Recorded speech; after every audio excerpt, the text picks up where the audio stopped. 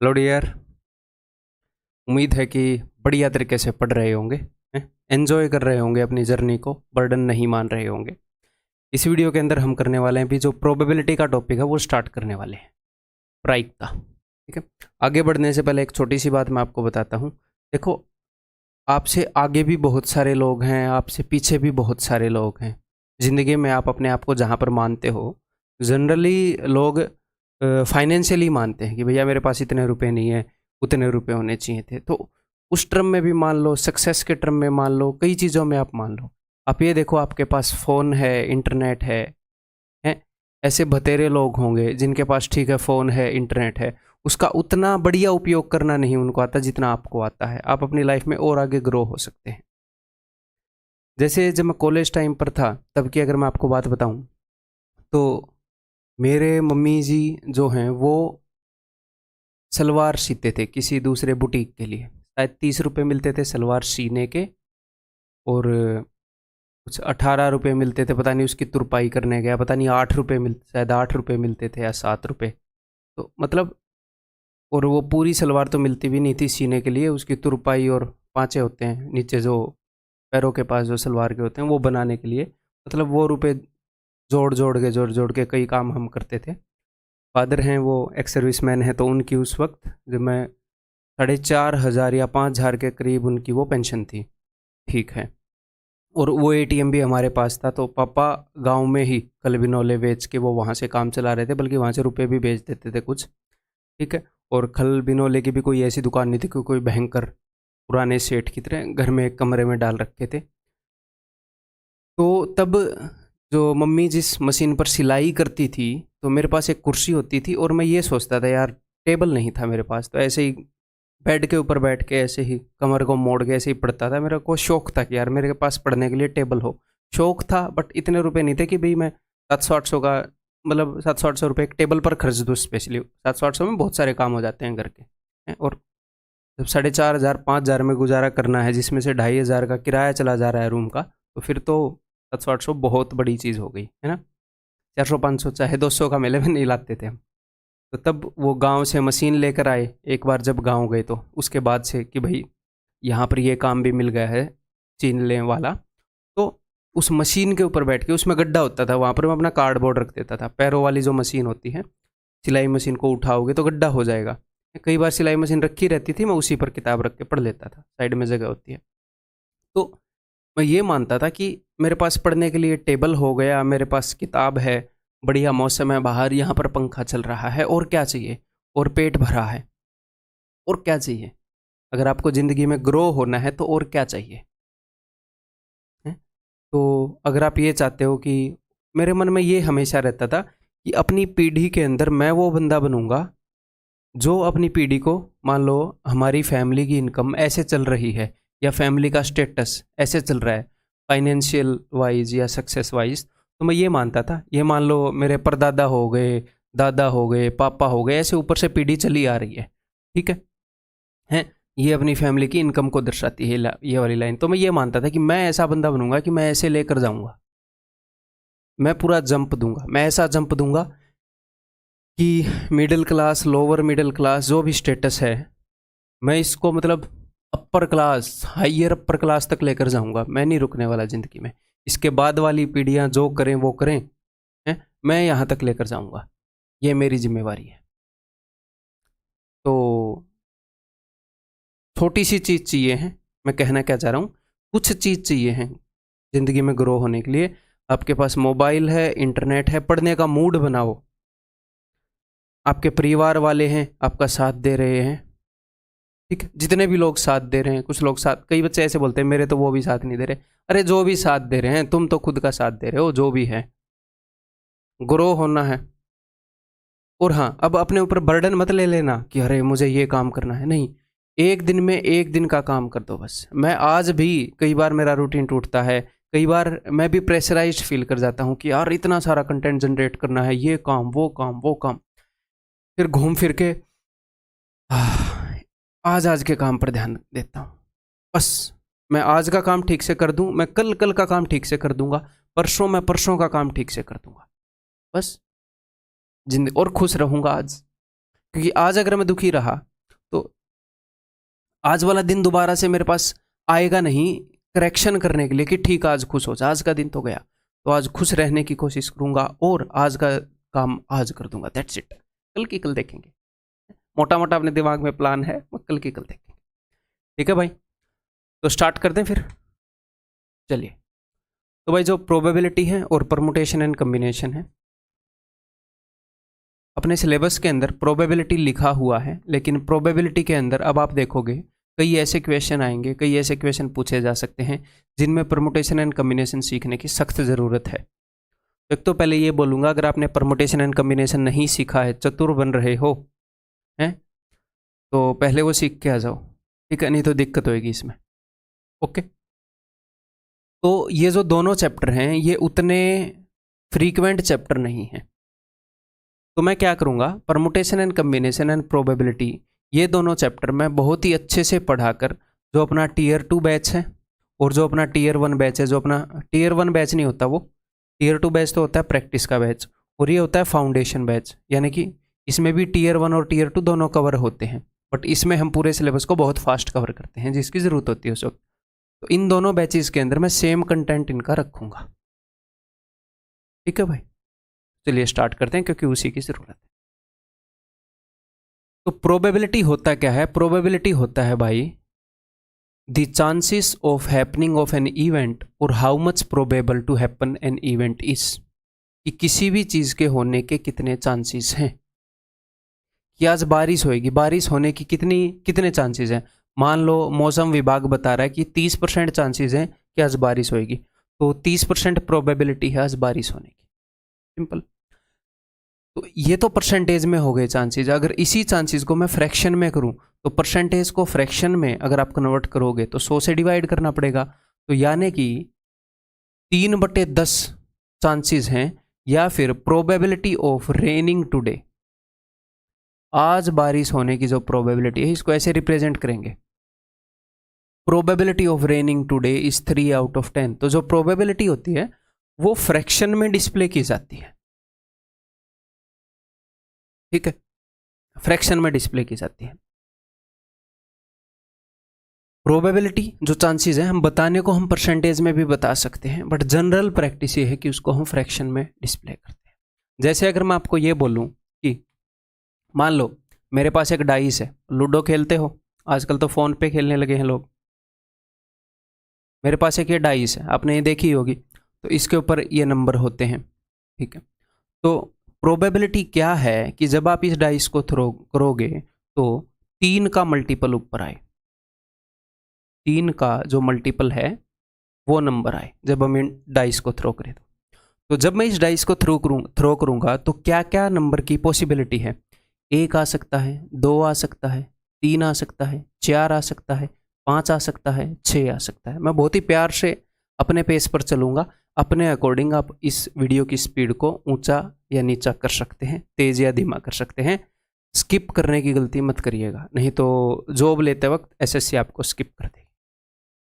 ठीक है, अब कितने भी समझदार हो गए हैं, कितनी बार भी सिलेबस आपने रिवाइज कर लिया है, 1 more revision always helps you, it doesn't hurt you. स्किप मत करना, तेज कर लो अपने अकॉर्डिंग। ठीक है भाई, ओके। तो टोटल जो पॉसिबल जो आउटकम हैं, जो टोटल पॉसिबल चीज़ें आ सकती हैं वो 6 हैं। इसमें से हमें कितनी चाहिए? इसमें से हमें चाहिए 3 का मल्टीपल। ये आया तो भी चलेगा, ये आया तो भी चलेगा। तो टोटल 6 में से टोटल 6 चीज़ें हो सकती हैं, 6 आउटकम आ सकते हैं। इनको बोलते हैं आउटकम। आउटकम यानी कि रिजल्ट। आपने डाइस को फेंका, क्या आउटकम आया, क्या रिजल्ट आया? 1 आ गया। डाइस को फेंका, 2 आ गया। तो टोटल 6 आउटकम हैं, उसमें से हमें कितने चाहिए? 2। तो 6 में से हमें चाहिए है जी 2, तो यानी कि 1/3 चांस है, 1/3 प्रोबेबिलिटी है। किस चीज़ की प्रोबेबिलिटी है? इसको हम लिखेंगे probability of getting A multiple of 3, getting a multiple of 3 when throwing A dice, जब एक पासे को फेंकेंगे। ठीक है, तो प्रोबेबिलिटी निकालने का फॉर्मूला क्या हो गया? प्रोबेबिलिटी निकालने का फॉर्मूला हो गया कि नीचे हम लिखेंगे कि भैया टोटल कितने आउटकम है। आपसे एग्जामिनर पूछेगा इस चीज़ की, जब हम डाइस को थ्रो करेंगे तो ये काम हो, बताओ इसके कितने चांसेस हैं।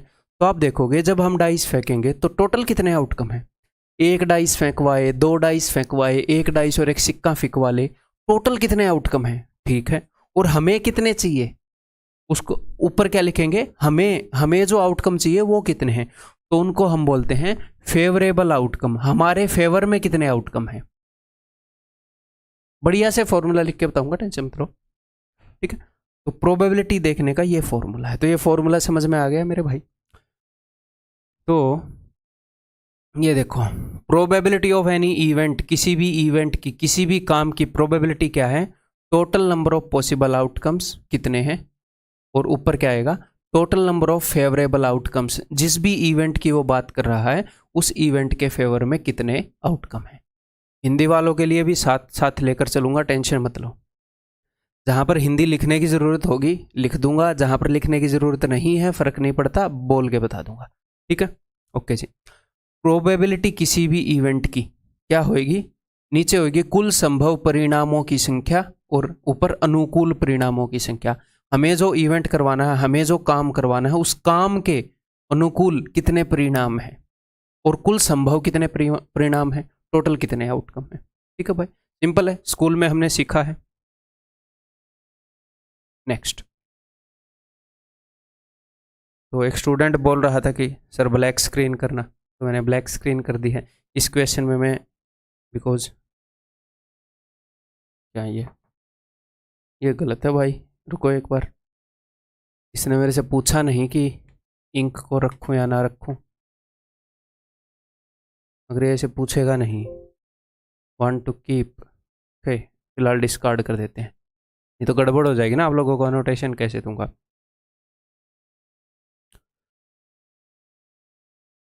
जहाँ पर भी मैं ये ऐसे काम करूँगा आपको, फिर मैं रंगीन रखूँगा माहौल को, ठीक है।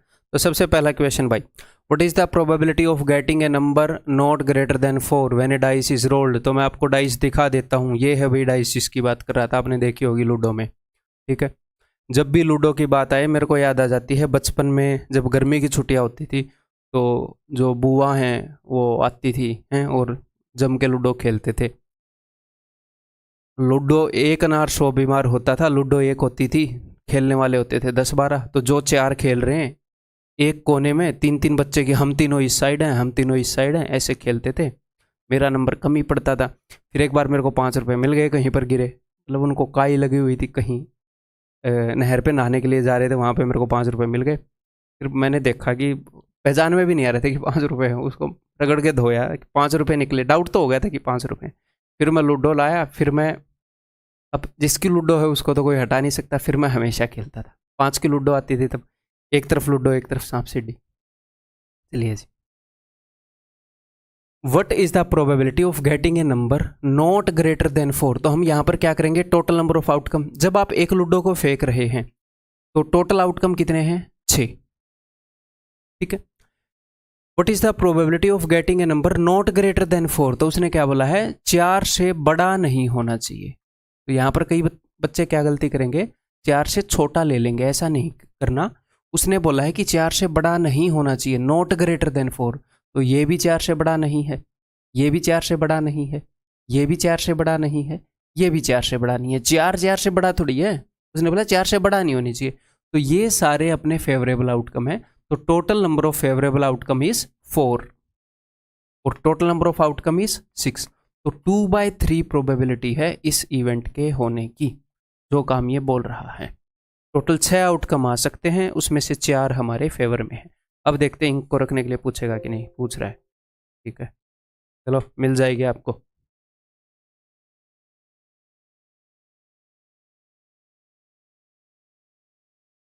देखो भाई, करो एक क्वेश्चन।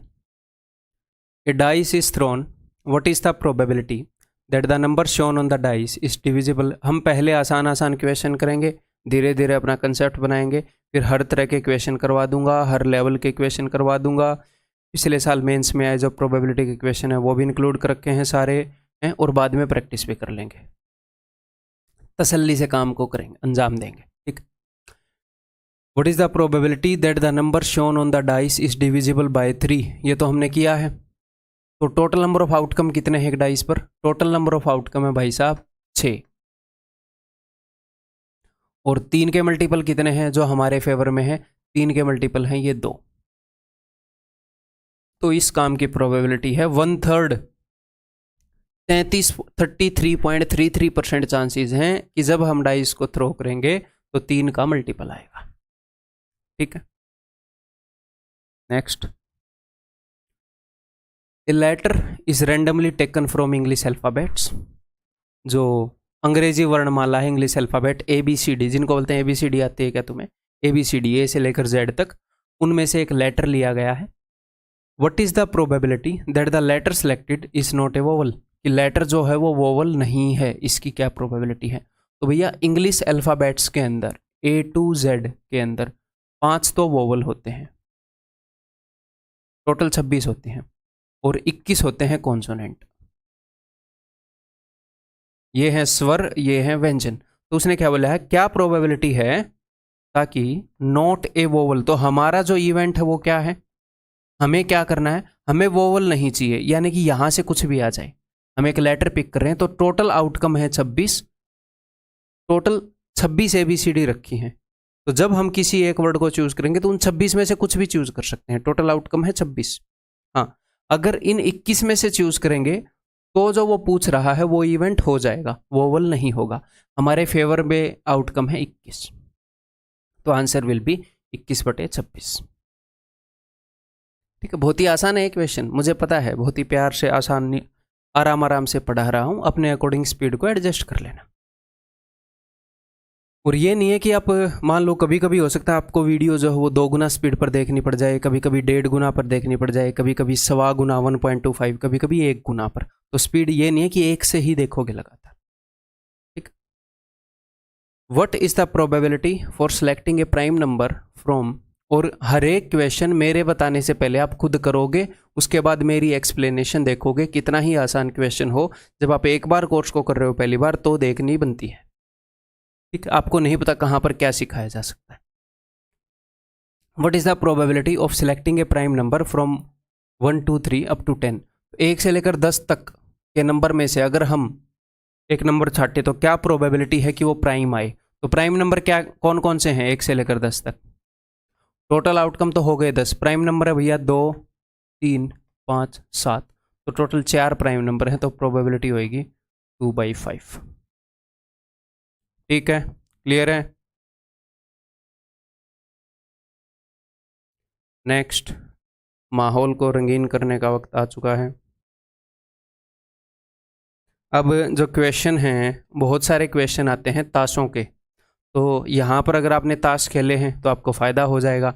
मैंने भी ताश खेले हैं बहुत, बचपन में दादा दादी और हम खेलते थे, दादा दादी एक टीम में हो जाते थे, तो ताश खेले हैं, उससे मेरे को ये सब याद है, आपको भी याद करा देता हूँ। देखो तो भाई टोटल 52 कार्ड्स होते हैं। जब आप ताश खरीद कर लाओगे तो 52 कार्ड्स उसके अंदर आएंगे, और इसके अलावा 2 जोकर भी आते हैं, तो जोकर को हटा दो।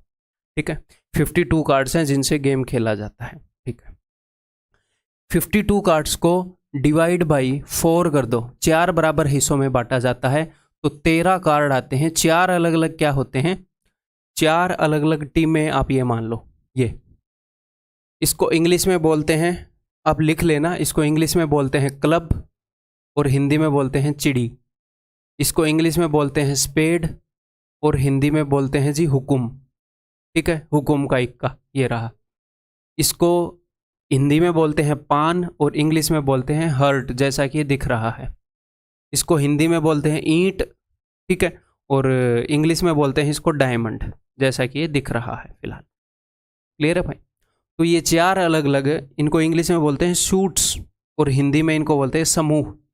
जहां पर भी मुझे लगेगा कि हिंदी का वर्ड डालना जरूरी है मैं डाल दूंगा, जिन जगह मैंने नहीं डाल रखा वहां पर डालना जरूरी नहीं है। ठीक है, हिंदी में इनको बोलते हैं 4 समूह। तो एक के अंदर 13 पत्ते हैं।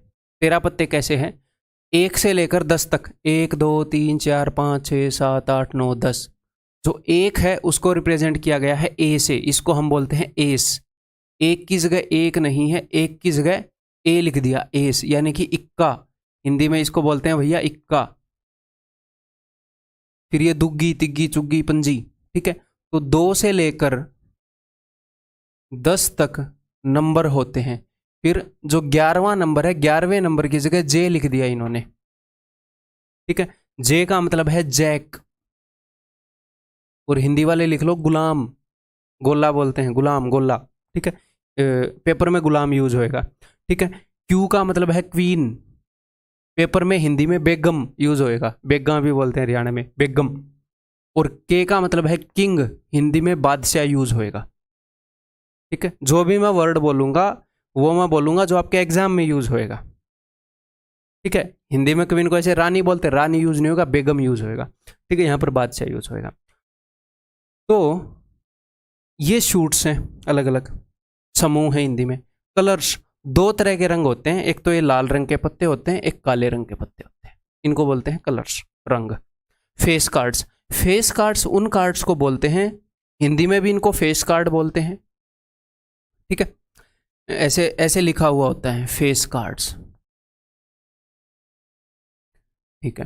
तो फेस कार्ड होते हैं जिनके ऊपर मुंह बना हुआ होता है, जैसे ये मुंह बना हुआ है इनके ऊपर, ये देखो।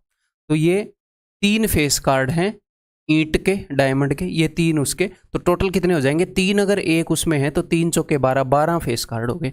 तो क्या सर हमें ये रटना है? ये रटना नहीं है, ये समझ में आ जाना चाहिए, ठीक है। मोस्ट प्रोबेबली तो आपने ताश खेले ही होंगे। लाइट चली गई भाई, चलो ठीक है। नेक्स्ट है जी नंबर्ड कार्ड्स। तो नंबर्ड कार्ड है मेरे भाई 2 से लेकर 10 तक, ये जिनके ऊपर नंबर लिखे हुए हैं, ठीक, जिनके ऊपर नंबर। इन नंबर के अलावा लिखे हुए अल्फाबेट, देखो ए भी अल्फाबेट है, जे भी अल्फाबेट है, क्यू भी अल्फाबेट है, के भी अल्फाबेट है। तो इनको बोलते हैं हम नंबर्ड कार्ड्स, ठीक है। इनको बोलते हैं हम फेस कार्ड। ये फेस कार्ड नहीं होता, इसके ऊपर फेस नहीं बना हुआ है, कई बार बच्चे कंफ्यूज होते हैं। देन है जी ओनर कार्ड। अब ओनर का क्या मतलब है, इसको कैसे याद करोगे? ओनर का मतलब है इज्जत, हमको चाहिए फुल इज्जत, ठीक है। तो ओनर, ओनर कार्ड्स उनको मान लो, मैंने कैसे रट रखा है इसे, या फिर कैसे याद रख रखा है कि जिनको, जिनके आने से हमें मजा आता है, जिनकी इज्जत है। पता किन किन कार्ड्स की इज्जत है? सबसे ज्यादा इज्जत है इक्के की, सबसे बड़ा होता है। देखो ये है सबसे छोटा, बट इक्के को सबसे बड़ा माना जाता है, बादशाह से बड़ा इक्का। फिर बादशाह, बेगम और गोला, ये 4 जो कार्ड हैं, हर एक रंग में 4 कार्ड, ये ओनर कार्ड्स हैं, ये बड़े बड़े कार्ड हैं, सीनियर हैं ये, बाकी सारे तो जूनियर हैं ये।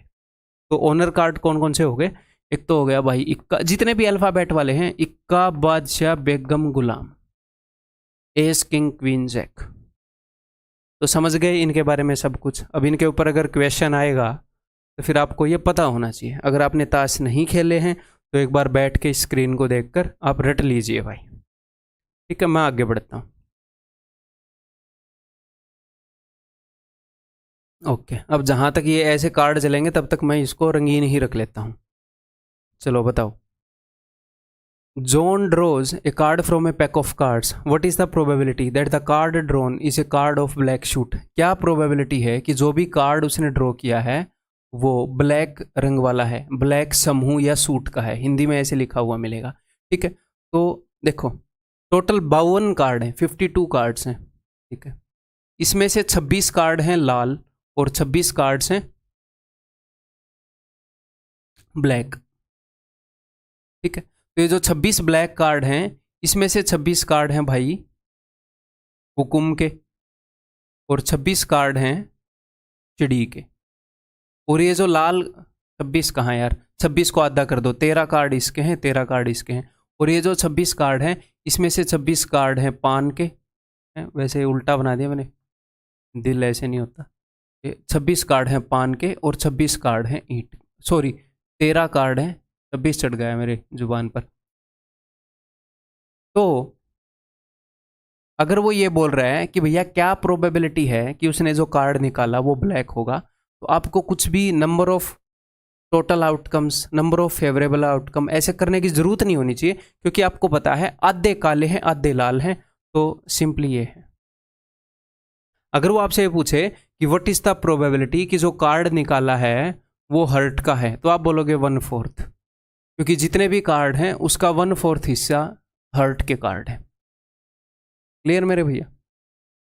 ठीक है। तो ये आपको डायरेक्टली पता होना चाहिए, आपको ऐसे करने की जरूरत नहीं होनी चाहिए कि भैया टोटल कार्ड 52 है, फिर जो ब्लैक कार्ड हैं वो 26 हैं, तो 1/2 नहीं, आधे कार्ड लाल हैं आधे काले हैं, ठीक है भाई। क्लियर है?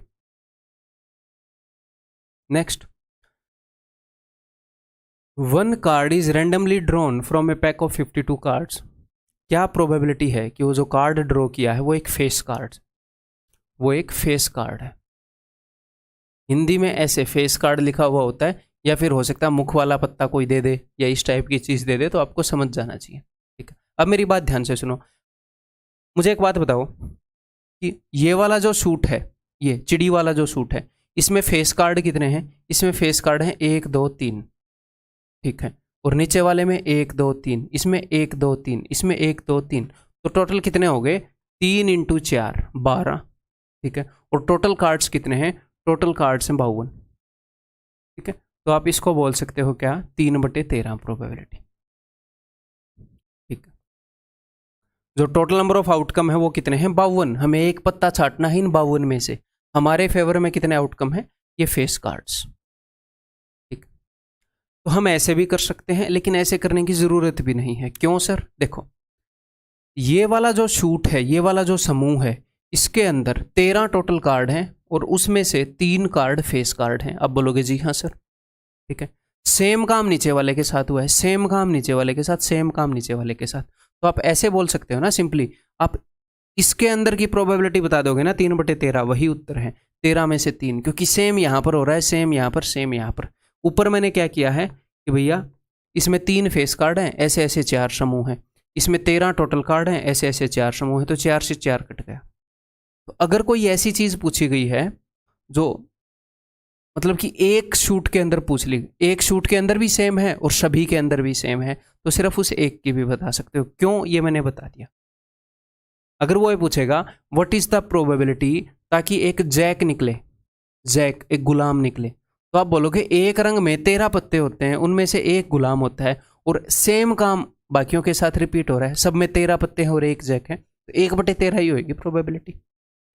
आप ऐसे कर लो कि भैया 4 जैक हैं और 52 पत्ते हैं, या डायरेक्टली आप बता सकते हो 1 आउट ऑफ 13 चांसेस हैं। इन 13 पत्तों में भी एक जैक है, इन 13 में भी एक जैक है, इन 13 में भी एक जैक है, इन 13 में भी एक जैक या गुलाम है। ठीक है, what is the probability to get a honour card? ऊपर 4 ओनर कार्ड हैं, इक्का और 3 वो, तो 4 हैं 13 में से, 4/13। मुझे टोटल 52 में से देखने की जरूरत ही नहीं है। क्लियर है भाई? ठीक है, और ये हिंदी में, ये जो रैंडमली है इसका मतलब हिंदी में है यादृच्छा। ठीक है, इसका मतलब मैं बता देता हूँ, 1 कार्ड इज ड्रॉन रैंडमली का मतलब है कि ऐसा नहीं है कि भाई नेपोटिज्म टाइप की चीज़ की गई है कि मैंने किसी कार्ड को फेवर कर दिया, नहीं ऐसे नहीं। आप ऐसे मान लो मैंने ऐसे उठाया है, ऐसे बिना देख के, तो रैंडमली, तभी तो चांसेस इक्वल होंगे ना कि कुछ भी आ सकता है। अब मैंने जानबूझ के किंग उठा लिया, तो फिर नंबर 10 आने की क्या प्रोबेबिलिटी? कुछ भी नहीं है, मैंने जानबूझ के उठा लिया, 100% किंग की प्रोबेबिलिटी है। तो जो भी प्रोबेबिलिटी के क्वेश्चन है उनमें रैंडमली उठाई जाती हैं चीज़ें, और इसी का मतलब हिंदी में इसका वर्ड है ये। ठीक है, क्लियर है? Next, a card is randomly drawn from a pack of 52 cards. What is the probability getting an ace, king और queen? तो मुझे एक बात बताओ, उसने ये पूछा, पहले क्वेश्चन समझ लेते हैं कि एक कार्ड रैंडमली निकाला गया है, तो क्या प्रोबेबिलिटी है कि वो या तो एक इक्का हो, या एक बादशाह हो, किंग हो, या एक क्वीन हो, बेगम हो। ठीक है, कोई एक कार्ड निकाला गया है, क्या प्रोबेबिलिटी है कि इन 3 में से कोई एक हो, किसी भी रंग का हो चाहे। उसने ये नहीं बोला कि एस हो डायमंड का, किंग हो हर्ट का, पान का, ना, या तो एस हो या किंग हो या क्वीन हो। तो इन 13 पत्तों में से भी एक किंग, एक क्वीन और एक एस है, किंग क्वीन और एस है, तो 3 पत्ते हैं जो हमारे फेवर में हैं। अगले 13 में से भी 3 है हमारे फेवर में, अगले 13 में से भी 3 है हमारे फेवर में, अगले 13 में से भी 3 है हमारे फेवर में, तो 3/13 कर दूं प्रोबेबिलिटी। जब कोई ऐसी चीज पूछी जाती है कि भैया जो चारों रंगों में समान है पूरे, उसके लिए पूछी जाती है, फिर भी आप एक रंग एक शूट से बता सकते हो उसको कि भैया 3/13 है। ठीक, क्लियर? करने को आप ऐसे भी कर सकते हो कि भाई टोटल 52 पत्ते हैं और उसमें से 12 पत्ते हैं तो हमारे फेवर में है, अदरवाइज आपको ऐसे करना आना चाहिए। बार बार ये चीज़ मैं आपको बता रहा हूँ। Next, tickets numbered from 1 to 100 are mixed up and then a ticket is drawn at random, ठीक है, but is the probability that the ticket drawn has a number which is a multiple of 3 और 5। जो number हम निकालेंगे वो 3 या 5,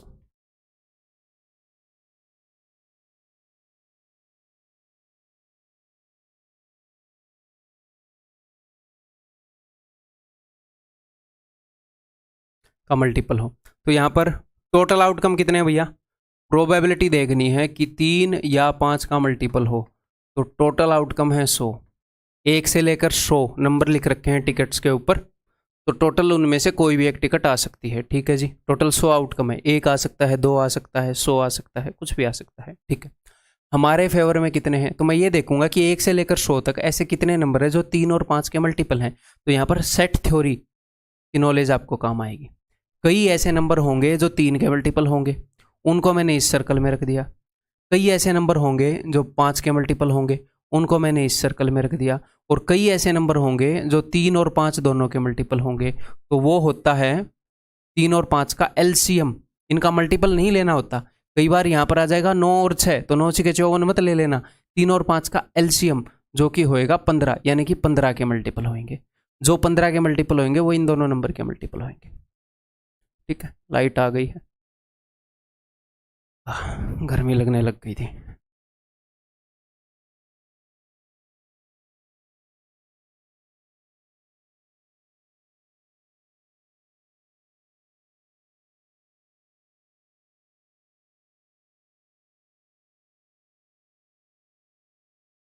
हाँ जी, देखो,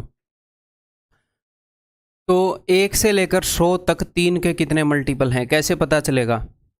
100 को डिवाइड करोगे 3 से, 33 पॉइंट समथिंग आएगा, 33.1/3। तो टोटल 33 मल्टीपल हैं 1 से लेकर 100 तक 3 के। तो इस सर्कल के अंदर टोटल 33 नंबर आएंगे, इस सर्कल के अंदर, ठीक है। अब यहाँ पर कितने आएंगे वो देख लेते हैं।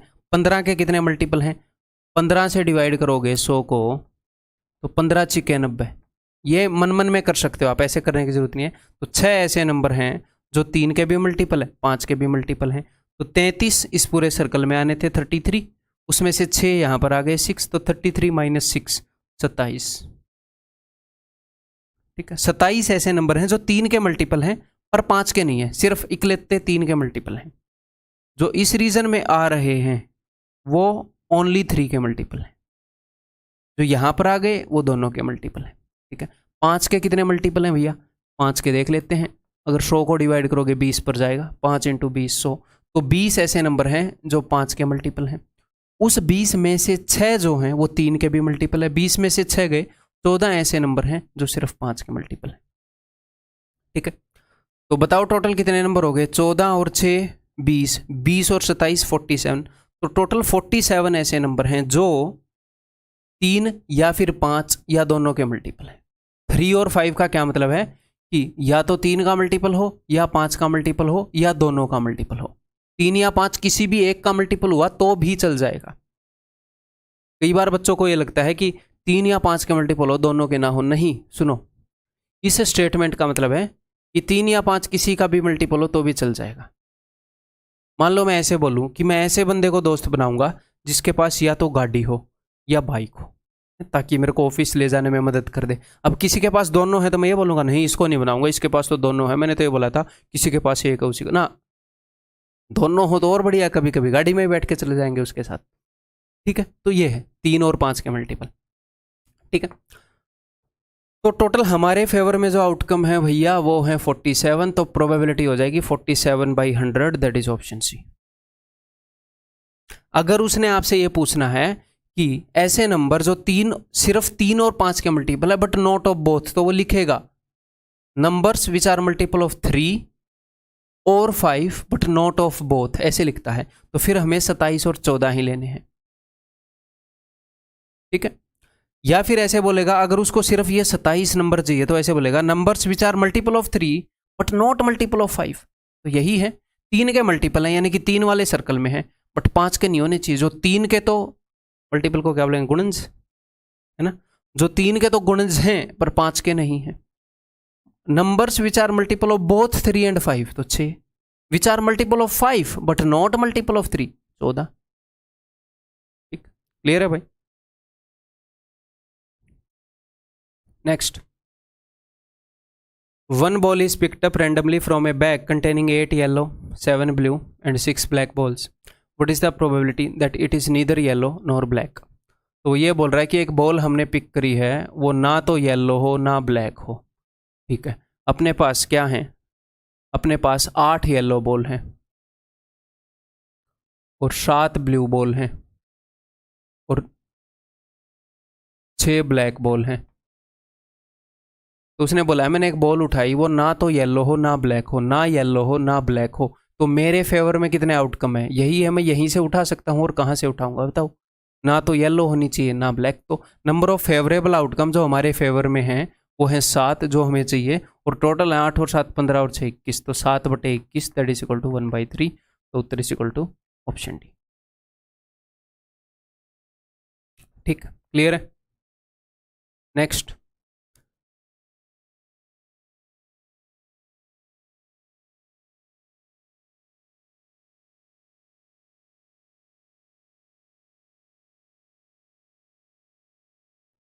ए box contains 5 red 4 green and 3 white balls. ठीक है, each ball is of different size. अब यहाँ पर देखो, यहाँ पर उसने एक ट्विस्ट लेकर आया है, वो each ball is of different size. ठीक है, a red ball is chosen at random. ठीक है, a red ball is chosen at random. यहाँ पर मैं आपको एग्जामिनर की लैंग्वेज समझाना चाहूँगा, टाइम देंगे थोड़ा इस क्वेश्चन को। What is the probability that it is the smallest red ball. Hindi में बताता हूँ कि भाई हर एक बॉल जो है वो अलग अलग साइज की है, अलग अलग क्या बोलते हैं उसको, आकार की है। आकार तो शेप हो, शेप क्या होता है, शेप आकार होता है, शेप को आकार बोलेंगे ना, साइज को क्या बोलेंगे, लो पता नहीं यार, मेरे को वर्ड ध्यान में नहीं आ रहा। साइज,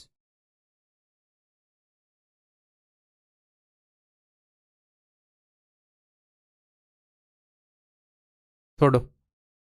तो एक लाल बॉल चूज की गई है, उसने ये नहीं बोला, देखना यहां पर उसने क्या बोला था, 1 ball is picked up randomly. एक बॉल रैंडमली पिक करी गई है, कहां से पिक करी गई है, 8 येलो 7 ब्लैक 7 ब्लू और 6 ब्लैक से।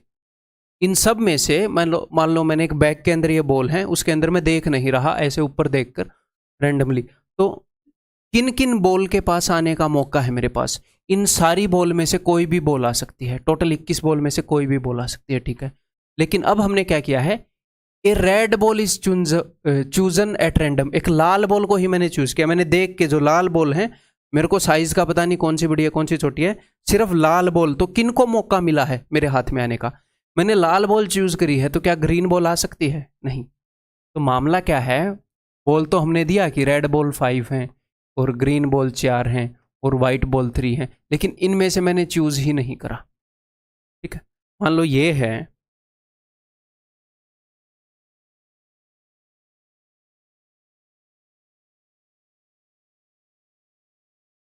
मान लो ये है मामला, तो मैं कर क्या रहा हूं, मैं इनमें से चूज ही नहीं कर रहा, इनमें से मैं चूज ही यहां से कर रहा हूं, ये रेड बॉल इज चूजन, तो टोटल आउटकम कितने हो गए, टोटल आउटकम हो गए जी 5, 1 2 3 4 5, इनमें से चूज की, और सारी बॉल अलग अलग साइज की हैं। तो हमारे फेवर में कौन सी बॉल है, हमारे फेवर में बॉल है जो सबसे छोटी है। सबसे छोटी बॉल इनमें से कितनी होगी, एक ही बॉल होगी, सबसे छोटी एक ही होगी, सबसे बड़ी एक ही होगी। तो एक ball, number of favourable outcome क्या है, एक, अगर वो सबसे छोटी बॉल मान लो यही है, अगर ये आई तो हमारा काम बन जाएगा, अदरवाइज नहीं बनेगा। तो हमारे फेवर में है इस बॉल का छाटे जाना, और टोटल जो बॉल है वो ये है 5 जिनमें से हम सिलेक्ट कर रहे हैं, तो उत्तर 1/5 होगा। तो लैंग्वेज से ऐसे खेल सकता है वो। ठीक, क्लियर है। यहाँ पर बच्चे पता नहीं कुछ तो ऐसा उत्तर देते कि 5 लाल बॉल हैं, 5 और 4 9 और 3 12, 5/12 है, ऑप्शन में दे देगा बंदा आपको।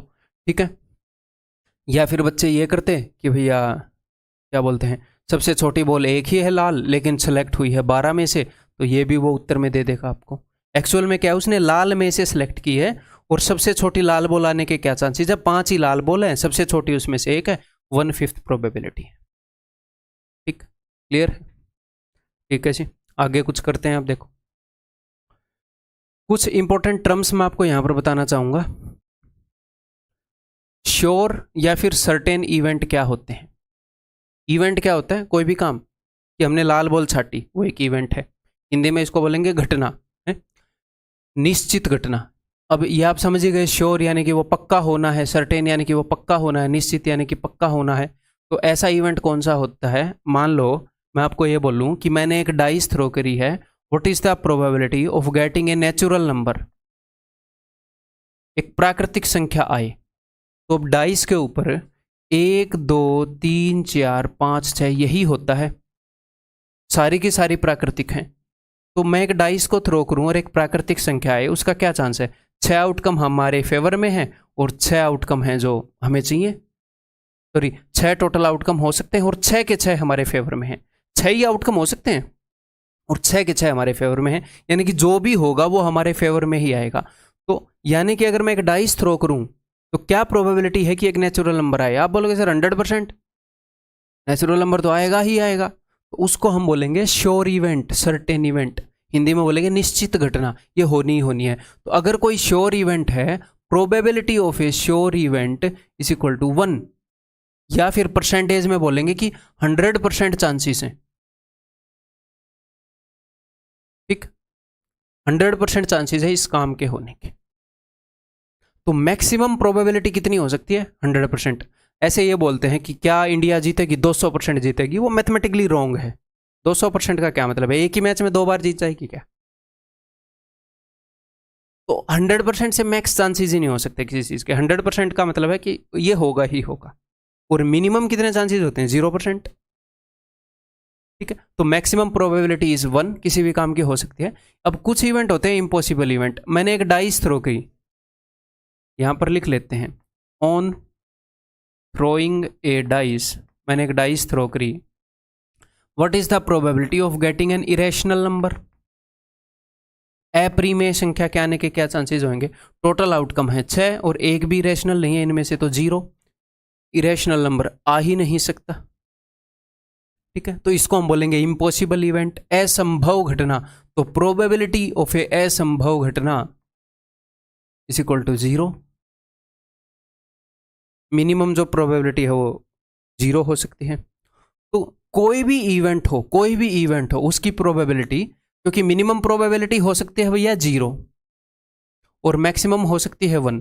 तो कोई भी इवेंट है, अगर वो श्योर शॉट होएगा तो उसकी ये प्रोबेबिलिटी होएगी, अगर वो इम्पॉसिबल हुआ तो ये प्रोबेबिलिटी होएगी, अगर इनके अलावा कुछ और है तो प्रोबेबिलिटी बीच में हो जाएगी। तो किसी भी इवेंट के लिए प्रोबेबिलिटी 0 से तो बड़ी होएगी या फिर बराबर हो सकती है, इम्पॉसिबल इवेंट हो तो 1 से छोटी होएगी या फिर बराबर हो सकती है श्योर इवेंट है तो। ठीक, तो ये टर्म्स हमें पता होने चाहिए। ठीक है, for any event E, probability of happening of E is equal to 1 minus probability of E complement. अब ये E कॉम्प्लीमेंट क्या है?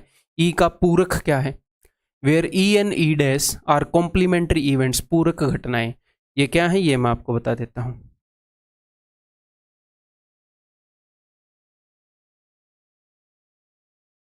देखो,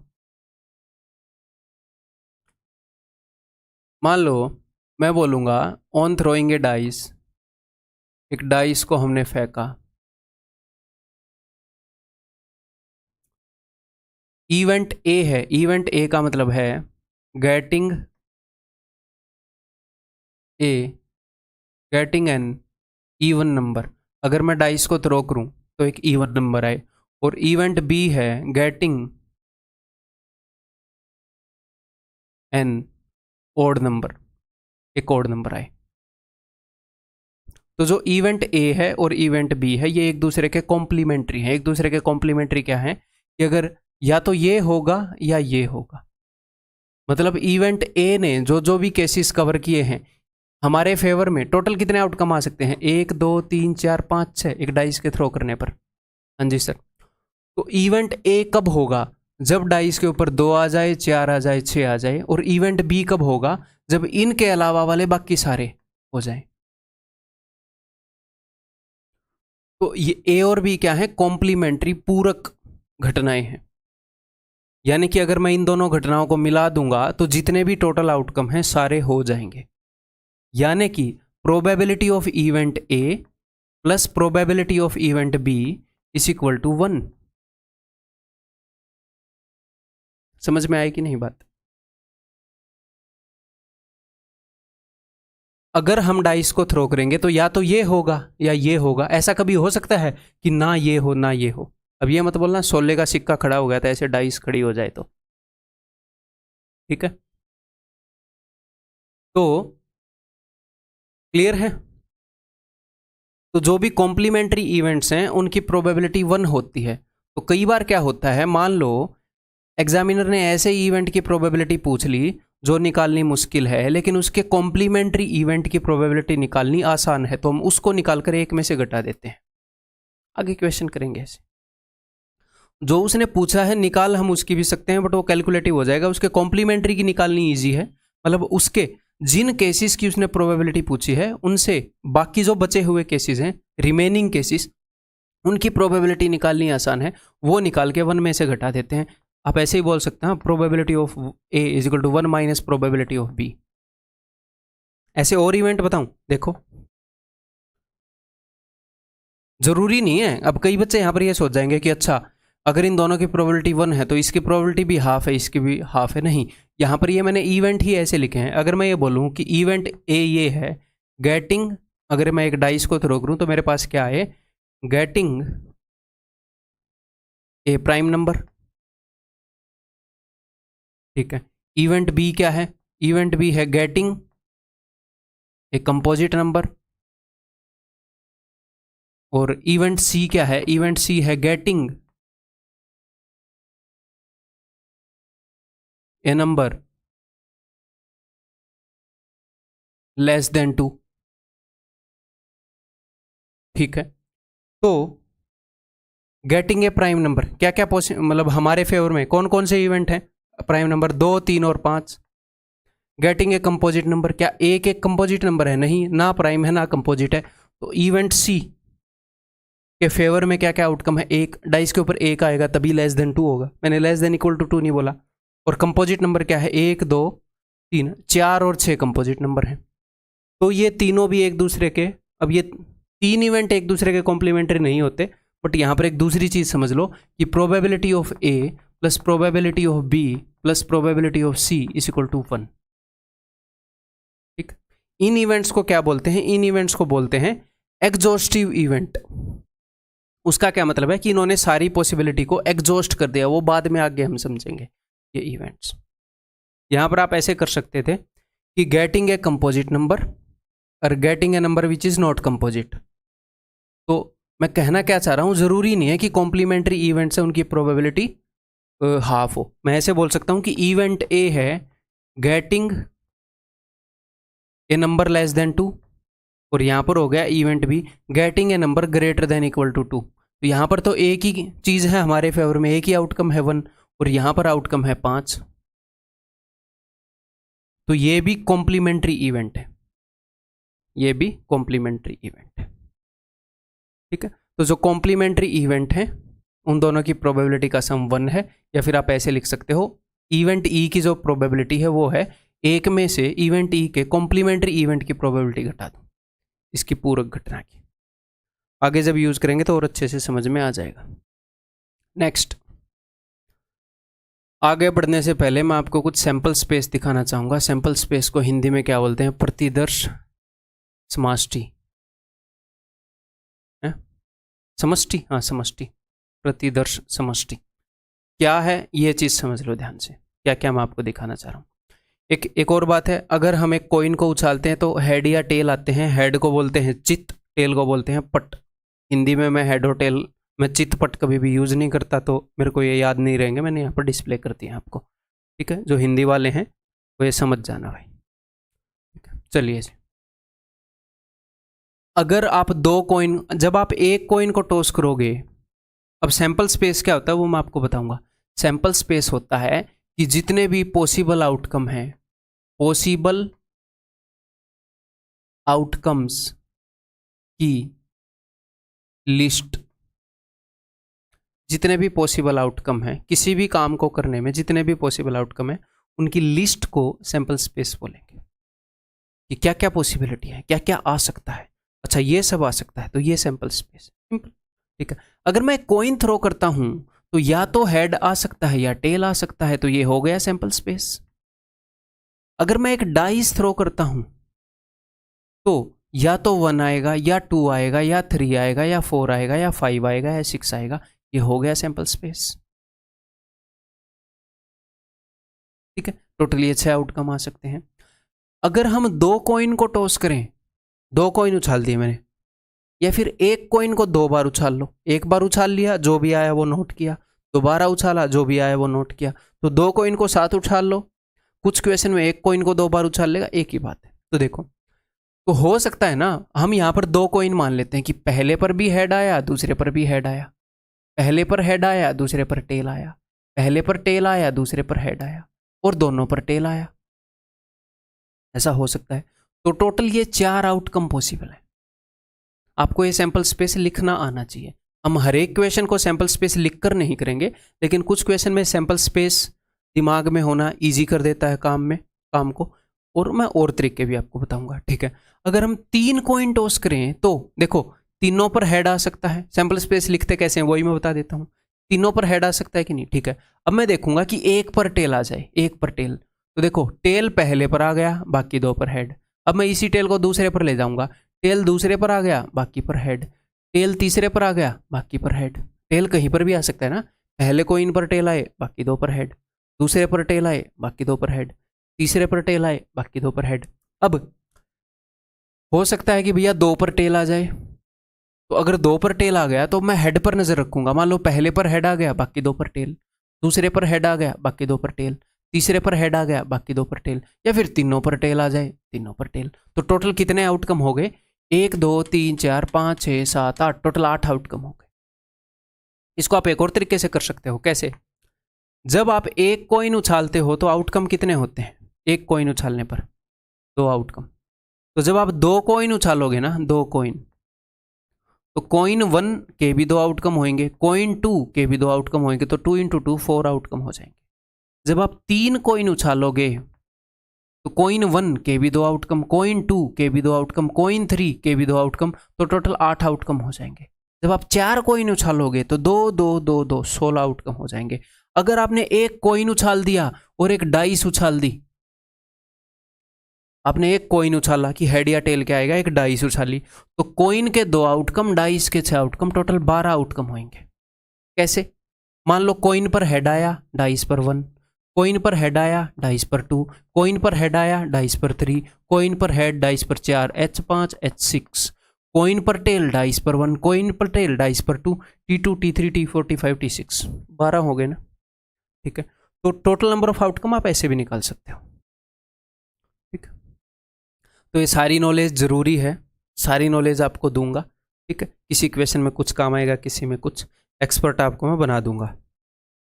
कोई भी चैप्टर हो, कैसा भी कंसेप्ट हो, अगर आप मेहनत करने के लिए तैयार हैं, मजाक नहीं कर रहा, हर एक चीज़ में एक्सपर्ट बना सकता हूँ मैं इन चीज़ों के ऊपर टाइम ही इतना डिवोट करता हूँ, ठीक है। कई बच्चे ये पूछते हैं कि सर ये वाले क्वेश्चन करवा दोगे क्या, वो वाले करवा दोगे क्या, सर उस टाइप वाले टाइम एंड वर्क में करा दोगे क्या? भाई मैं सारे कराऊंगा, जो मैं कराऊंगा आप ये मान लो उससे बाहर नहीं आएगा, ठीक है। ये नहीं है कि मैं महान व्यक्ति हूं, मैं मेहनत कर रहा हूं इतनी, बस उसका आउटकम है, ठीक है। तो आप मेहनत करने के लिए तैयार हो कि नहीं, ठीक है। तो अब देखो, अगर 2 डाइस रोल करेंगे तो क्या हो सकता है? तो अगर 2 डाइस रोल करेंगे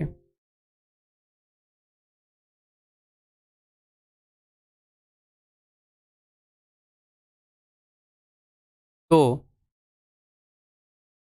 पहली डाइस 1, डाइस 2, पहली डाइस पर 1 आ जाए, 2 आ जाए, 3 4 5 6 कुछ भी आ सकता है, दूसरी पर 1 2 3 4 5 6 कुछ भी आ सकता है। तो मान लो पहली पर 1 आ जाए और दूसरी पर भी 1 आ जाए, पहली पर 1 आ जाए, दूसरी पर 2 आ जाए, पहली पर 1 आ जाए, दूसरी पर 3, तो देखो पहली पर 1 आएगा, उसी के कारण टोटल 6 आउटकम हो सकते हैं, क्योंकि दूसरी पर हो सकता है 1 2 3 4 5 6 कुछ भी आ जाए।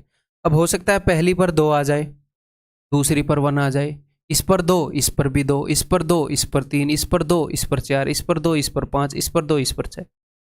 इस पर 2 आएगा तो भी 6 आउटकम है, इस पर 3 आएगा तो भी 6 आउटकम, ऐसे 6 जोड़े बन जाएंगे। तो टोटल 6 × 6 36 आउटकम हो जाते हैं जब आप 2 डाइस थ्रो करते हो। तो वो कौन से आउटकम होते हैं ये देखो, कि पहली पर 1, दूसरी पर 1, पहली पर 1, दूसरी पर 2, पहली पर 1, दूसरी पर 3, पहली पर 1, दूसरी पर 4।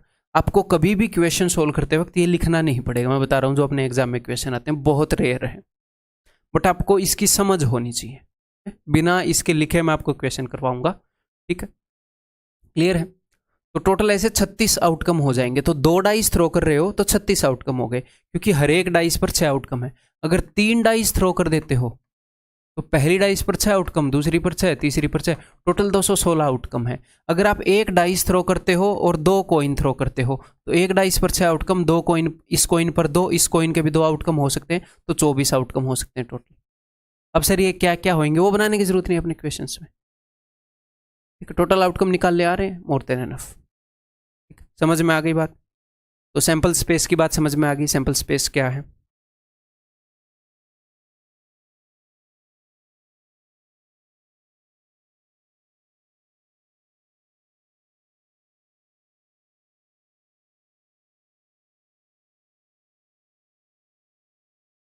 A dice is rolled twice. What is the probability of getting a sum equal to 9? एक डाइस को 2 बार फेंका गया है, क्या प्रोबेबिलिटी है कि जो सम है वो 9 के बराबर आए? तो एक तो आप इसको सैंपल स्पेस बनाकर कर सकते हो, जैसे स्कूल में करते थे। एक बार वैसे करते हैं, फिर दूसरे तरीके से समझेंगे। तो 2 dice, A dice is rolled twice, एक डाइस को 2 बार फेंक लो या 2 डाइस को फेंक लो, बात एक ही है, ठीक है। तो जब आप 2 डाइस के टोटल आउटकम कितने होंगे? 36 मैंने आपको बताया, ठीक है। उसने बोला है कि जो सम है वो इक्वल टू 9 आए। तो आप यहाँ पर ऐसे देख सकते हो कि सम 9 कब आएगा। देखो, जब पहली डाइस पर 6 आए और दूसरी पर 3 आए, पहली पर 5 आए, दूसरी पर 4 आए, पहली पर 4 आए, दूसरी पर 5 आए, पहली पर 3 आए, दूसरी पर 6 आए।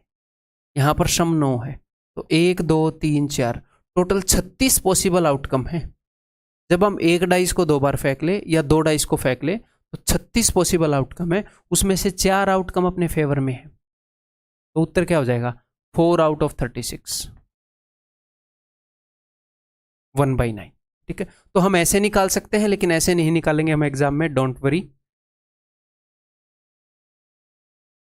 ठीक है। देखो हम कैसे करेंगे। देखो, आपको यह बात तो पता ही है कि एक डाइस को 2 बार फेंका गया है, तो 6 × 6 टोटल 36 आउटकम है।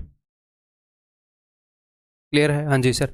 अब जब सम 9 के इक्वल आए, बस उसके आपको केसेस बनाने हैं। अब सम 9 बनाना है। मान लो पहली डाइस पर 6 आ जाए, मैं बड़े से स्टार्ट करूंगा, एक ऑर्डर में स्टार्ट करेंगे। स्टार्ट करने को मैं 1 से स्टार्ट करने की कोशिश करता, तो पहली डाइस पर 1 आए तो दूसरी पर 8 तो आ नहीं सकता ना, हमारे घर में तो है नहीं ऐसी डाइस, ठीक है भाई, सम 9 बनाने के लिए। तो हमें एक पैटर्न में हमेशा स्टार्ट करना होता है ताकि चीज़ें मिस ना हो। तो या तो छोटे से स्टार्ट करूंगा या बड़े से। मान लो पहले पर 6 आ जाए, बड़े से बड़ा 6 आ सकता है, तो दूसरे पर 3 आ जाए। ये भी एक ऐसा आउटकम है जो हमारे फेवर में है। टोटल आउटकम हमें पता है 36 है, हमारे फेवर में की है। अब मैं इसको घटाता जाऊंगा, पहली पर 5 आए, इसको एक बढ़ा दूंगा, दूसरी पर 4 आए, पहली पर 4 आए। अब ये मत बोलना कि सर ये दोनों आउटकम सेम है, नहीं। पहली बार 4 आया, दूसरी बार 5, और पहली बार 5 आया, दूसरी बार 4, ये 2 अलग अलग इवेंट हैं, अलग अलग चीजें। पहली पर 3 आए, दूसरी पर 6, पहली पर 2 आए, दूसरी पर 7 आ नहीं सकता, ठीक है। शकुनी मामा की डाइस नहीं आई, ठीक है। तो 1 2 3 4 4 आउटकम अपने फेवर में है। आपको सिर्फ ये लिखने हैं, टोटल आउटकम आपके दिमाग में थे ही, तो उत्तर विल बी 1/9, उत्तर will be 1/9। Next, 2 dice are rolled together, what is the probability of getting their sum as a prime number? ठीक है, 2 डाइस कर दी, ठीक है। तो 2 डाइस अगर रोल कर दी तो D1 और D2, 6 आउटकम इसके, 6 इसके, टोटल 36 आउटकम है। You know total number of outcome is equal to 36। Okay, अब हमें निकालने हैं फेवरेबल आउटकम। तो देखो, sum as a prime number, sum जो है वो प्राइम नंबर आए, तो प्राइम नंबर तो कई है ना, 2 भी सम आ सकता है उनका सम 3 भी आ सकता है, दो डाइस के ऊपर का सम, 2 भी 3 भी, तो पहले प्राइम नंबर को लिख लो जो जो आ सकते हैं।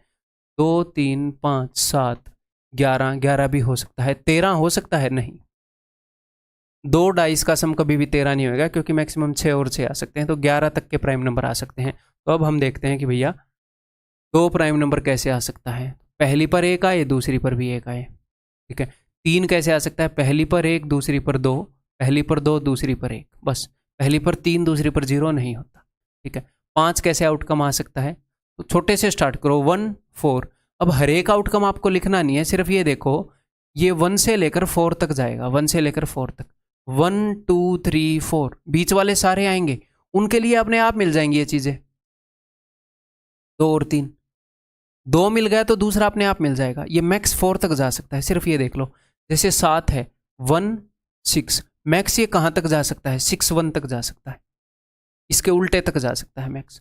तो टोटल यहाँ पर कितने आउटकम है, यहाँ पर है 1, यहाँ पर कितने हैं 2, यहाँ पर है 4, यहाँ पर है 6, 1 से लेकर 6 तक, और 11। अब मैं बड़े से स्टार्ट करूँगा, पहली पर 6 आए, दूसरी पर 5, और पहली पर 5, दूसरी पर 6, इसके अलावा और कुछ हो नहीं सकता।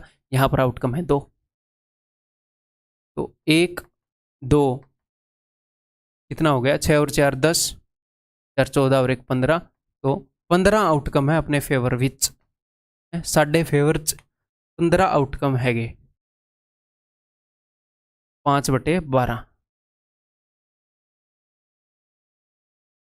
Option B. क्लियर है भाई।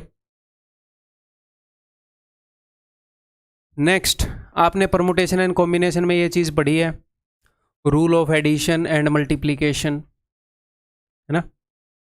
तो फॉर म्यूचुअली एक्सक्लूसिव इवेंट, ये म्यूचुअली एक्सक्लूसिव इवेंट क्या होता है ये मैं बाद में बताऊंगा, ठीक है। पहले सिर्फ इतना देख लो, बाद में बताऊंगा। म्यूचुअली एक्सक्लूसिव इवेंट के लिए ये चीज़ें ट्रू हैं, बट बाद में मैं इसको बताऊंगा क्योंकि maximum 99% question mutually exclusive event के ही आते हैं, ठीक है। वो मैं जब सब कुछ प्रोबेबिलिटी हो लेगी बाद में कुछ इवेंट कर लेंगे, ठीक है। देखो, प्रोबेबिलिटी ऑफ इस यूनियन का मतलब है ए और बी। मान लो एक इवेंट ए है उसकी कुछ प्रोबेबिलिटी है, एक इवेंट बी है उसकी कुछ प्रोबेबिलिटी है, तो probability of happening of event ए और बी, प्रोबेबिलिटी ऑफ ए और बी, तो मैंने आपको क्या बताया था रूल ऑफ एडिशन में, जब और की सेंस हो तो आप ऐड करोगे। और probability of A and B, मान लो इवेंट ए की कुछ प्रोबेबिलिटी है, इवेंट बी की कुछ प्रोबेबिलिटी है, तो probability of A and B वो हो जाएगी probability of A into probability of B. Example देकर बताऊं, देखो, और म्यूचुअली एक्सक्लूसिव इवेंट वो होते हैं, ये मैं यहीं पर बता देता हूं एक बार, कि जिनमें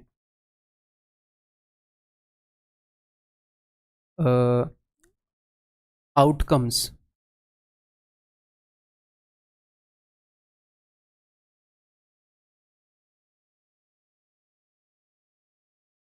फेवरेबल आउटकम जो है वो कॉमन ना हो। आपको अभी एग्जाम्पल दूंगा, ठीक। परस्पर अपवर्जी घटनाएं हिंदी में इनको बोलते हैं।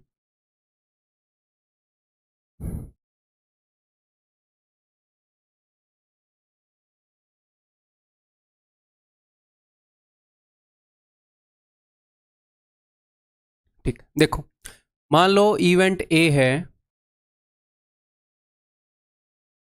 एक डाइस थ्रो करी है हमने, गेटिंग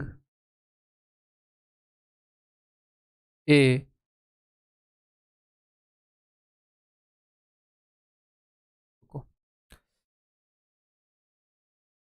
अगर मैं कर लूं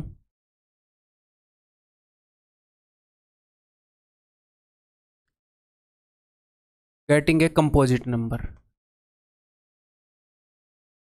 एक डाइस थ्रो करने पर, और इवेंट बी है getting a number less then 3, ठीक है। तो मान लो आप एक डाइस थ्रो कर रहे हो, तो what is the probability of, what is the probability of happening of event ए और बी, आप डाइस थ्रो कर रहे हो तो क्या प्रोबेबिलिटी है कि ए या बी में से एक इवेंट होगा।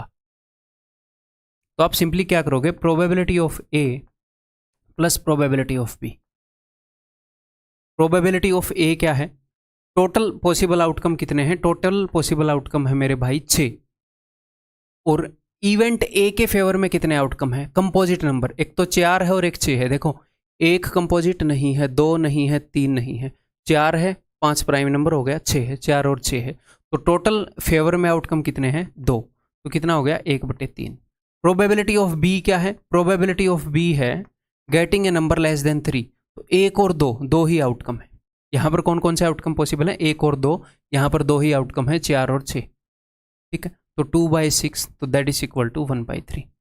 तो probability of happening of A और बी, तो 1/3 प्लस 1/3 इज इक्वल टू 2/3। इसको दूसरे नजरिए से देखते हैं। अब देखो इसको सबसे पहले तो मैं ये बताऊं कि म्यूचुअली एक्सक्लूसिव क्या होता है।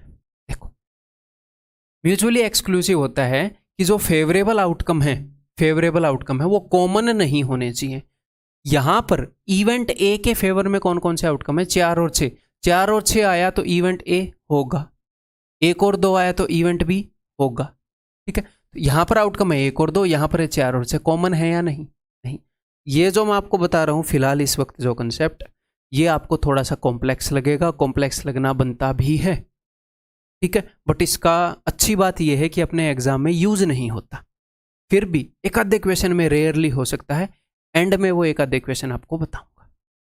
तो टेंशन नहीं लेनी कि अब तक तो सब सही चल रहा था, अब ये क्या इंट्रोड्यूस कर दिया सर, नहीं होता अपने एग्जाम में यूज, बट समझना जरूरी है इसलिए समझा रहा हूं, नहीं तो मैं समझाता भी नहीं, ठीक है। देखो तो इनमें कुछ भी कॉमन नहीं है ना, तो आप सिंपली ऐसे भी बोल सकते हो कि सर अगर 1, 2, 4, 6 में से कुछ भी आया तो या तो इवेंट ए हो जाएगा या बी हो जाएगा। प्रोबेबिलिटी किस चीज़ की देखनी है कि या तो इवेंट ए हो जाए या इवेंट बी हो जाए, इनमें से कोई एक इवेंट हो जाए, ये प्रोबेबिलिटी देखनी है। कि सर देखो डाइस को थ्रो करोगे तो टोटल 6 आउटकम है, हाँ जी भाई टोटल 6 आउटकम है, और अगर 4, 6, 1 या 2 इन 4 आउटकम में से कोई भी एक आया तो अपने फेवर में ही है वो, तो अपने फेवर में 4 आउटकम है, इन 4 में से कोई भी एक आया तो या तो ए हो जाएगा या बी हो जाएगा, तो डायरेक्टली भी तो आ गई प्रोबेबिलिटी 2/3, ठीक। तो इन क्वेश्चंस को हम ऐसे भी निपटा सकते हैं। तो मैं आपको ये क्यों बता रहा हूं, अब मैं बता रहा हूं सेकंड पार्ट के लिए, वो पार्ट बहुत ज्यादा यूजफुल है, ठीक है। अगर आपसे वो ऐसे पूछता है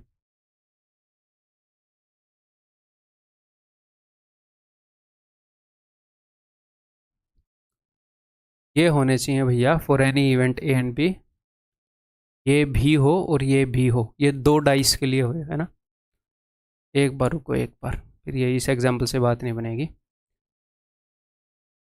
ए की प्रोबेबिलिटी ये भी हो जाए 1/9 हो जाएगी, और ये दोनों यहाँ पर, एक बार रुको मेरे को परफेक्ट एग्जाम्पल चूज करने दो, फिर यहाँ तक क्लियर है, आगे मैं दूसरा एग्जाम्पल चूज करूँगा।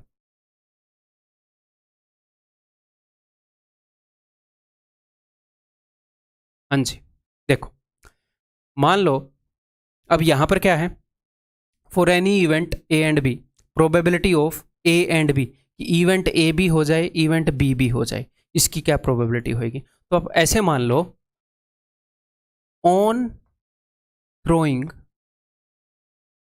2 डाइस, 2 डाइस हमने थ्रो की हैं, या फिर एक डाइस 2 बार थ्रो की गई है, ठीक है। तो क्या प्रोबेबिलिटी है कि इवेंट ए भी हो जाए और इवेंट बी भी हो जाए। या फिर आप ऐसे मान लो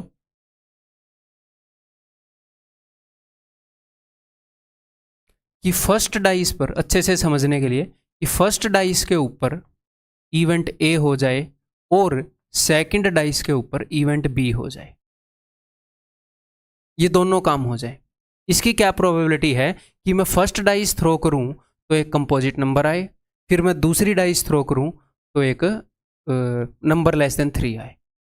ये दोनों काम करने की, फर्स्ट डाइस पर ये आए और दूसरी पर ये आए, तो इस इवेंट ए के होने के कितने चांस है, इवेंट ए के होने के चांस है भैया 2/6। इवेंट बी के होने के कितने चांस है, इवेंट बी के होने के चांस है भैया 2/6। तो दोनों के होने के कितने चांस होंगे, तो इसके चांस है 1/3, इसके चांस है 1/3, दोनों के होने के चांस हो जाएंगे कि ये भी हो ये भी हो 1/9। अब आप यहां पर देखोगे चांसेस घट गए, चांसेस घट गए। क्यों? देखो, मान लो 2 मैच हो रहे हैं, एक इंडिया और पाकिस्तान का, और एक 2 और टीम है, ऑस्ट्रेलिया और एक और टीम है। मैं बोलूं कि इंडिया के जीतने के कितने चांस है, आप बोलोगे सर इतने % है कुछ। फिर यहां पर बोलूं ऑस्ट्रेलिया के जीतने के कितने चांस है, आप बोलोगे इतने चांस है। अब मैं बोलूं कि इस चीज के कितने चांस है कि इंडिया भी जीत जाए और ऑस्ट्रेलिया भी जीत जाए। देखो, हो क्या क्या सकता है, हो सकता है कि इस मैच के अंदर इंडिया और पाकिस्तान में से कुछ भी एक जीत जाए, और इस मैच के अंदर अब आपका दिल तो दुखेगा, पाकिस्तान को जिता रहा हूं, बट मैच समझने के लिए तो भाई जिताना पड़ेगा। यहां पर ऑस्ट्रेलिया जीत जाए या दूसरी टीम जीत जाए, 4 आउटकम हो सकते हैं, इंडिया जीत जाए या पाकिस्तान जीत जाए, 2 आउटकम यहां पर पॉसिबल है, 2 आउटकम यहां पर पॉसिबल है, टोटल 4 आउटकम पॉसिबल है। और आप बोल रहे हो एक आउटकम कि यहां पर इंडिया जीत जाए, यहां पर ऑस्ट्रेलिया, उसके चांस कम हो जाएंगे। अभी भी समझ में नहीं आया तो टेंशन नहीं लेनी, और समझाऊंगा मैं आपको। देखो, मान लो इवेंट ए है, एक कॉइन के थ्रो करने पर गेटिंग ए हेड, और इवेंट बी है एक डाइस के थ्रो करने पर गेटिंग, आपने एक कॉइन थ्रो किया है और एक डाइस थ्रो करी है, गेटिंग ए कंपोजिट नंबर। तो इवेंट ए की प्रोबेबिलिटी क्या है, हेड आने की प्रोबेबिलिटी क्या है 1/2, और इवेंट बी की प्रोबेबिलिटी क्या है, इवेंट बी की प्रोबेबिलिटी है 2/6। कंपोजिट नंबर एक तो 4 है और एक 6 है, टोटल 6 आउटकम में से 2 हमारे फेवर में, 1/3। अब मैं बोलूं कि मैंने एक कॉइन उछाला है, एक डाइस उछाली है, तो क्या प्रोबेबिलिटी है कि इवेंट ए हो और इवेंट बी हो, कि जो मैंने कॉइन उछाला उस पर हेड आ जाए और जो मैंने डाइस उछाली उस पर कंपोजिट नंबर आ जाए। तो दोनों की प्रोबेबिलिटी को गुणा करोगे। कॉइन मतलब पहले वाला काम की प्रोबेबिलिटी है हाफ और दूसरे वाले काम की प्रोबेबिलिटी है 1/3, तो 1/6 प्रोबेबिलिटी है कि पहले पर हेड आ जाए और दूसरी डाइस के ऊपर कंपोजिट नंबर आ जाए। ठीक है, इसको एक बार और करके देखें, देखो करके देखते हैं, सैंपल स्पेस के ऊपर करके देखते हैं। देखो,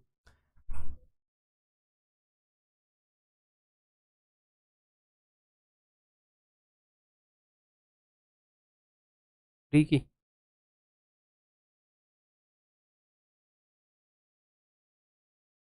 5-10 मिनट लग गएंगी क्लास के अंदर,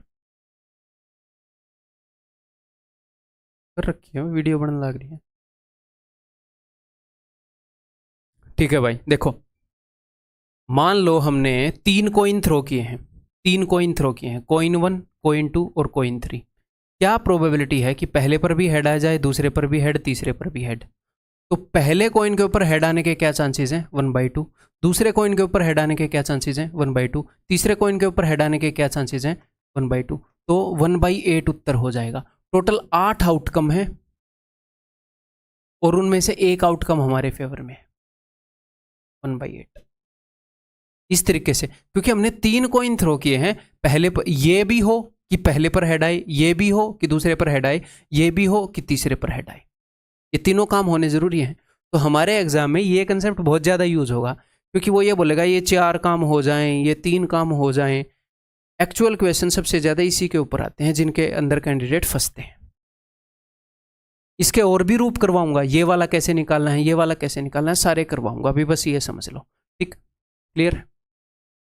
और मुझे ये भी पता है कि कौन सी चीज़ में कितना डाउट आ गया होगा, कहाँ पर आप लोग फंस गए होंगे। तो कभी भी ये भी मत सोचना कि यार मैं यहाँ पर फंस गया, मेरे को ये समझ में नहीं आया और मैं जो हूँ मैं आगे बढ़ गया, पता नहीं आपको समझ में आएगा कि नहीं, मेरे को पता है, टेंशन मत लो। ठीक है, अभी कुछ क्वेश्चंस के थ्रू ये चीज़ समझते हैं। देखो, when tossing 2 coins once, what is the probability of head on both the coins. तो मैंने कॉइन 1 को उछाला, कॉइन 2 को उछाला, या फिर मैं ये कर, चलो ये मेरे को कुछ काम आया था अभी बीच में, आपको पता ही चला होगा, बट ये करते हैं अभी बाद में 10-15 मिनट इस वाले कंसेप्ट का। अभी मैंने बताया तो अच्छे से आपको बताता हूँ। When tossing 2 coins once, what is the probability of heads on both the coins. दोनों कॉइन के ऊपर हेड आए, तो कॉइन 1 के ऊपर हेड आए और कॉइन 2 के ऊपर हेड आए, इसकी क्या प्रोबेबिलिटी है? तो देखो हम दो काम कर रहे हैं, यहां पर हेड आए एंड यहां पर हेड आए, दोनों होने ना, कॉइन 1 पर भी हेड आए, कॉइन 2 पर भी हेड आए। तो एक तो आप इस काम को ऐसे कर सकते हो जो हमने सैंपल स्पेस बनाया था कि अगर दो कॉइन थ्रो किए जाएं तो पहले पर हेड आ सकता है, दूसरे पर भी हेड, पहले पर हेड दूसरे पर टेल, पहले पर टेल दूसरे पर हेड, या फिर दोनों पर टेल। तो टोटल 4 आउटकम है, उसमें से एक आउटकम हमारे फेवर में है, 1/4 इज द आंसर। बट हमने कंसेप्ट को सीखना है, धीरे धीरे स्ट्रॉन्ग करना है, तो इससे भी करते हैं। इवेंट, पहला इवेंट है कि पहले कॉइन पर हेड आ जाए, इसकी प्रोबेबिलिटी क्या है? 1/2। इस इवेंट की प्रोबेबिलिटी है 1/2। पहले वाले कॉइन के पास दो आउटकम पॉसिबल हैं, हेड और टेल, उसमें से एक हमें चाहिए। दूसरे कॉइन के ऊपर हेड आ जाए, इसके पास भी दो आउटकम है बेचारे के पास, हेड एंड टेल, उसमें से एक। इस काम के होने की प्रोबेबिलिटी है 1/2, इस काम के होने की प्रोबेबिलिटी है 1/2। तो क्या प्रोबेबिलिटी है कि दोनों काम हो जाए? 1/4 ऑप्शन। दोनों की प्रोबेबिलिटी को मल्टीप्लाई करना है बस। नेक्स्ट, इसके कई रूप होंगे, सारे रूप बताऊंगा, इतना भी हल्के में नहीं लेना कि अच्छा सिर्फ मल्टीप्लाई ही करना है।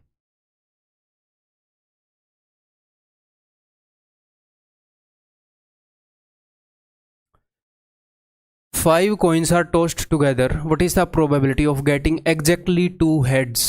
Exactly 2 हेड चाहिए हमें। अब देखो कितने कॉइन टॉस कर दिए? 5 कॉइन टॉस कर दिए। अगर मैं इस क्वेश्चन को करने लगूँ सैंपल स्पेस बनाकर, और क्या ये क्वेश्चन सर एग्जाम लेवल का है? बिल्कुल रिलेवेंट है। यहाँ पर तो मैंने 5 किए हैं, अभी 2022 वाले में हूँ, भाई साहब ने 10 काम कर दिए थे ऐसे ऐसे, यहाँ पर तो 5 है। तो सैंपल स्पेस बनाना पॉसिबल ही नहीं था, नहीं तो आपका पोता आपके साथ में आ जाता पेपर देने, आप तब तक सैंपल स्पेस बनाते रहते वहाँ पर। दादाजी आप सैंपल स्पेस ही बना रहे हो है? तो 5 कॉइन अगर टॉस किए हैं तो सैंपल स्पेस कैसे बनेगा कि हो सकता है कि 500 पर हेड आ जाए, अब हो सकता है एक पर टेल आ जाए, तो पहले पर टेल आ गया, फिर दूसरे पर टेल आ गया, फिर तीसरे पर टेल आ गया, फिर हो सकता है 2 पर टेल आ जाए तो उन 2 टेल को अरेंज करेंगे, फिर हो सकता है 3 पर टेल आ जाए, उन 3 टेल को अरेंज करेंगे, हो सकता है 4 पर टेल आ जाए, 4 टेल के जितने भी अरेंजमेंट लिखेंगे, फिर हो सकता है 5 पर टेल आ जाए तो 5 पर टेल।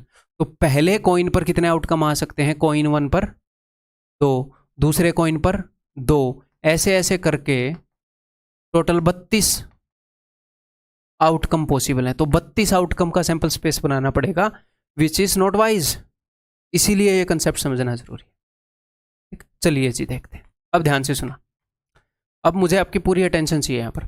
तो उसने बोला है कि मैंने 5 कॉइन उछाले हैं और एग्जैक्टली 2 हेड चाहिए मुझे, तो उसको 2 कॉइन के ऊपर तो हेड चाहिए और बाकी के ऊपर उसको टेल चाहिए।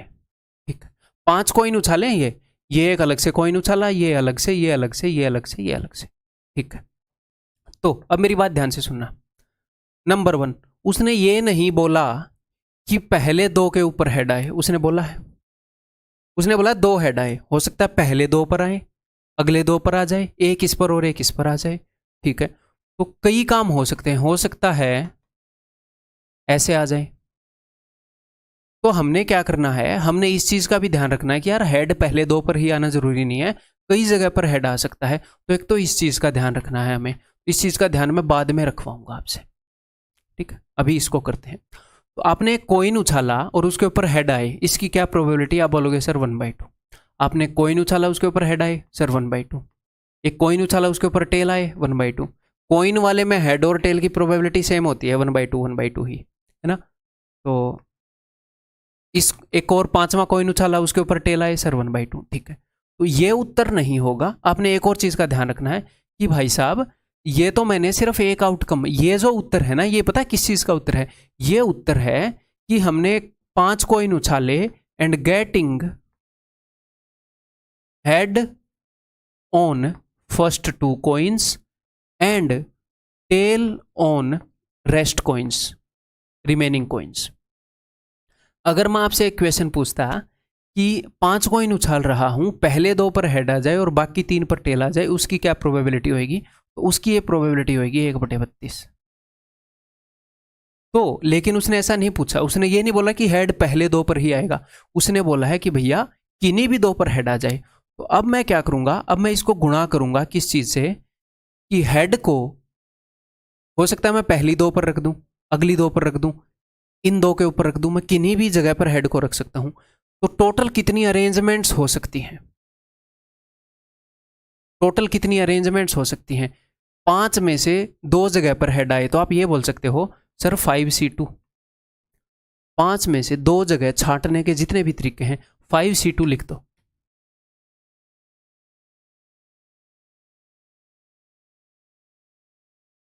ठीक है, हाँ ऐसे लिख लेते हैं, चलो 5C2। 5 में से 2 जगह हेड के लिए मैं छांटूंगा। सर पी क्यों नहीं लिखोगे? पी इसलिए नहीं लिखेंगे क्योंकि ये भी एच है, ये भी एच है, सेम चीज है, एच और एच, ऑर्डर मैटर ही नहीं करेगा इनके अरेंजमेंट का। ठीक है, तो मैं यहाँ पर 5C2 लिख सकता हूँ। या फिर आप बोल सकते हो कि सर 5 में से 3 जगह छांटने के कितने तरीके हैं? आप टेल के लिए जगह छांट लो। कितने तरीकों में मैं 5 जगहों में से 3 जगह छांट सकता हूँ टेल के लिए, बाकी जगह हेड आ जाएंगे। या फिर कितने वेज में मैं 2 जगह छांट सकता हूँ हेड के लिए, बाकी जगह टेल आ जाएंगे। तो मैंने आपको P&C में बताया था कि 5C2 और 5C3 सेम है, याद है? या फिर आप ऐसे कर सकते हो कि सर मैंने आपको एक बात बताई थी कि जो ये वर्ड है डेटा, इसकी अरेंजमेंट आप कर सकते हो 4 फैक्टोरियल, 1 2 3 4। ए रिपीट हो रहा है तो 2 फैक्टोरियल।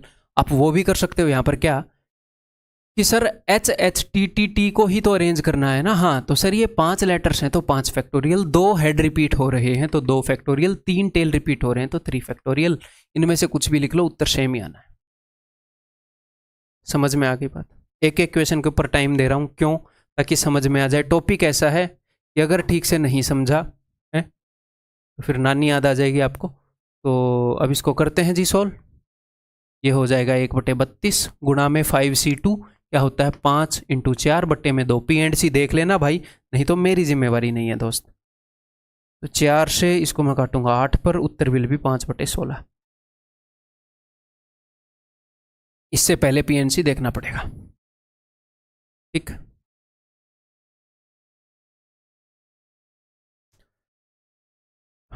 ये देखो, there are 15 boys and 10 girls in a class if 3 students are selected at random. अब मैं हर एक क्वेश्चन को करने के 2-2 तरीके आपको बताऊंगा, हर एक क्वेश्चन को करने के। ठीक है, दोनों आपको समझने हैं। एक अपना फॉर्मूला वाला तरीका बताऊंगा, एक दूसरा तरीका अंडरस्टैंडिंग वाला बताऊंगा। दोनों समझने हैं, दोनों पर ध्यान देना, बड़े ही प्यार से बताऊंगा, कोई कंफ्यूजन नहीं होगा। There are 15 boys and 10 girls in a class if 3 students are selected. 3 student छांटने हैं at random. What is the probability that 1 girl and 2 boys are selected. एक गर्ल छांटनी है, 2 बॉय छांटने हैं। तो 15 बच्चों में से, 15 नहीं सॉरी, 15 और 10, 25 बच्चों में से 3 बच्चे छांटने हैं। ठीक है, तो टोटल आउटकम कितने होंगे? टोटल आउटकम 25 बच्चों में से 3 बच्चे छांटने हैं। क्या प्रोबेबिलिटी है कि एक लड़की और 2 लड़के हैं? ये क्वेश्चन है। तो पहले तो मैं देखूंगा टोटल नंबर ऑफ आउटकम, फिर मैं देखूंगा फेवरेबल आउटकम जो हमारे फेवर में है। तो 25 बच्चों में से 15 और 10 25 बच्चों में से 3 बच्चे छांटने के टोटल कितने तरीके हैं? तो 25C3, यहां पर परमुटेशन कॉम्बिनेशन काम आएगा। 25 में से 3 बच्चे छांटने के ये तरीके हैं। ठीक है, अब हमारे फेवर में कितने आउटकम है? हमारे फेवर में आउटकम है कि एक तो लड़की छट जाए, यानी कि 10 में से एक लड़की। तो 10 लड़कियों में से एक लड़की छांटने के कितने तरीके हैं? 10C1। 10 लड़कियों में से एक लड़की छांटने के कितने तरीके हैं? 10C1। ये वेज, ये हमारे फेवर में है। ये जितने भी तरीके हैं वो सारे हमारे फेवर में हैं। 25 में से 3 बच्चे छांटने के बहुत सारे तरीके होते हैं। कितने? इतने। उन तरीकों में से एक तो ये हमारे फेवर में है। इनटू में क्यों कर रहा हूं? क्योंकि दोनों काम करने हैं। जब 2 में से एक काम करना हो और हो तो प्लस आता है। सेंस की मैं बात कर रहा हूं, वर्ड की नहीं। जब दोनों काम करने हो तो इनटू आता है, rule of multiplication and addition. ठीक है, तो एक लड़की भी छांटनी है और 2 लड़के भी छांटने हैं। ठीक है, तो 15 लड़कों में से 2 लड़के छांटने हैं, तो टोटल नंबर ऑफ वेज कितने हैं? 15C2। तो ये अपना उत्तर हो जाएगा। इसको फिर मैं दूसरे तरीके से भी बताऊंगा। देखो, तो 10C1 को कैसे लिखते हैं ये मैंने आपको बताया है P&C में, डायरेक्टली 10 लिख लो, NC1 = n। 10 में से एक चीज़ छाटनी है तो 10 तरीके होंगे, उन 10 में से कोई भी एक छाट लो। 15C2 को कैसे लिखते हैं, दो टर्म्स तक लेकर जाओगे, 15C2 15 × 14 नीचे 2 फैक्टोरियल। 25C3 को कैसे लिखेंगे, 3 टर्म तक लेकर जाओगे, 25 × 24 × 23 और नीचे 3 फैक्टोरियल। तो इसको मैं ऊपर भेज देता हूँ 3 × 2, ये जो भी होगा उत्तर आ जाएगा। हम इंटरेस्टेड हैं कंसेप्ट सीखने में, उत्तर बाद में निकालेंगे, ठीक है। नेक्स्ट तरीका है कि भैया एक तो गर्ल छांटी जाए और 2 बॉय छांटे जाए। हमने 3 बंदे छांटने हैं, क्या प्रोबेबिलिटी है कि एक गर्ल छांटी जाए और 2 बॉय छांटे जाए, ठीक है, ओके, यही है ना, हाँ जी। 3 काम करने हैं, 3 काम क्या करने हैं, एक गर्ल छांटनी है, फिर एक और काम है एक बॉय छांटना है, फिर एक और काम है एक बॉय छांटना है। तो मान लो इनको आप कैसे भी लिख लो, आप बोलोगे सर आपने पहले जी क्यों लिखा बाद में बी क्यों लिखा, आप कैसे भी लिख सकते हो, कोई दिक्कत ही नहीं है। मैं क्लास में गया, मेरे पास एक ही काम है, क्या काम है कि मेरे को एक गर्ल छांटनी है। टोटल कितने बच्चे बैठे हैं सामने मेरे सामने, मैं वहां से एक बच्चा उठाऊंगा, रैंडमली एक बच्चा उठाऊंगा, क्या प्रोबेबिलिटी है कि वो गर्ल हो। तो टोटल 25 बच्चे हैं, उसमें से 10 गर्ल हैं। तो ये 3 काम करने हैं, एक गर्ल छांटनी है एंड एक बॉय छांटना है एंड एक बॉय छांटना है, ये 3 काम करने हैं। तो तीनों की प्रोबेबिलिटी को मल्टीप्लाई करूंगा। तो अगर मैं क्लास में से एक बच्चा छांट रहा हूं, क्या प्रोबेबिलिटी है कि वो गर्ल हो, आप बोलोगे सर 10/25, टोटल 25 बच्चे हैं उसमें से 10 गर्ल है, ठीक है। अब मैंने एक लड़की छांट ली, वो आ गई यहां पर, ठीक है। अब टोटल बच्चे कितने बच गए, 24। क्या प्रोबेबिलिटी है कि वो बॉय हो, आप बोलोगे सर 15 बॉय हैं और टोटल 24 बच्चे बचे हैं। सर 24 क्यों बचे, क्योंकि एक गर्ल हमने छांट ली है। अब टोटल बच्चे बच गए 23। हमने तीनों काम करने हैं ना, ये भी और ये भी, तो मैंने मान लिया कि ये हो गया, इसके होने की ये प्रोबेबिलिटी है, ये हो गया इसके होने की ये प्रोबेबिलिटी है। और मान लो ये हो गया तो उसके बाद इसके होने की कितनी प्रोबेबिलिटी होगी, ये हो गया उसके बाद इसके होने की क्या प्रोबेबिलिटी, ये होने के बाद, क्योंकि तीनों करने हैं। तो ये हो गया तो एक बच्चा कम हो जाएगा, ठीक है। तो सर जो बॉयज हैं वो 14 हो जाएंगे। आपने 2 बंदे छांट लिए तो 23 तो पूरी क्लास में बच गए, और एक बॉय आपने यहाँ पे छांट लिया तो 14 हो गए। जब आप ऐसे करते हो ना क्वेश्चन को, तो बाद में आपको इनकी अरेंजमेंट और करनी पड़ती है। जब आप फॉर्मूले से क्वेश्चन को करोगे तो अरेंजमेंट अलग से नहीं करनी पड़ेगी, यहां पर अरेंजमेंट करनी पड़ेगी। क्या अरेंजमेंट सर, देखो गर्ल को आप पहले भी छांट सकते थे, बाद में 2 बॉय। हो सकता है ना कि गर्ल बीच में छांटी जाए, ऐसे होए, पहले बॉय छांटा जाए फिर गर्ल फिर बॉय, ये भी तो हमारे फेवर में होएगा। एक लड़की 2 लड़के तो अभी भी छांटे गए, उसने ये थोड़ी बोला है कि पहले पर लड़की छांटी जाए बाकी 2 बॉय छांटे जाए, तो उसने नहीं बोला। ऐसे भी हो सकता है कि गर्ल लास्ट में छांटी जाए, तो गर्ल पहले पर भी आ सकती है, दूसरे पर भी आ सकती है, तीसरे पर भी आ सकती है। 3 ही अरेंजमेंट पॉसिबल है।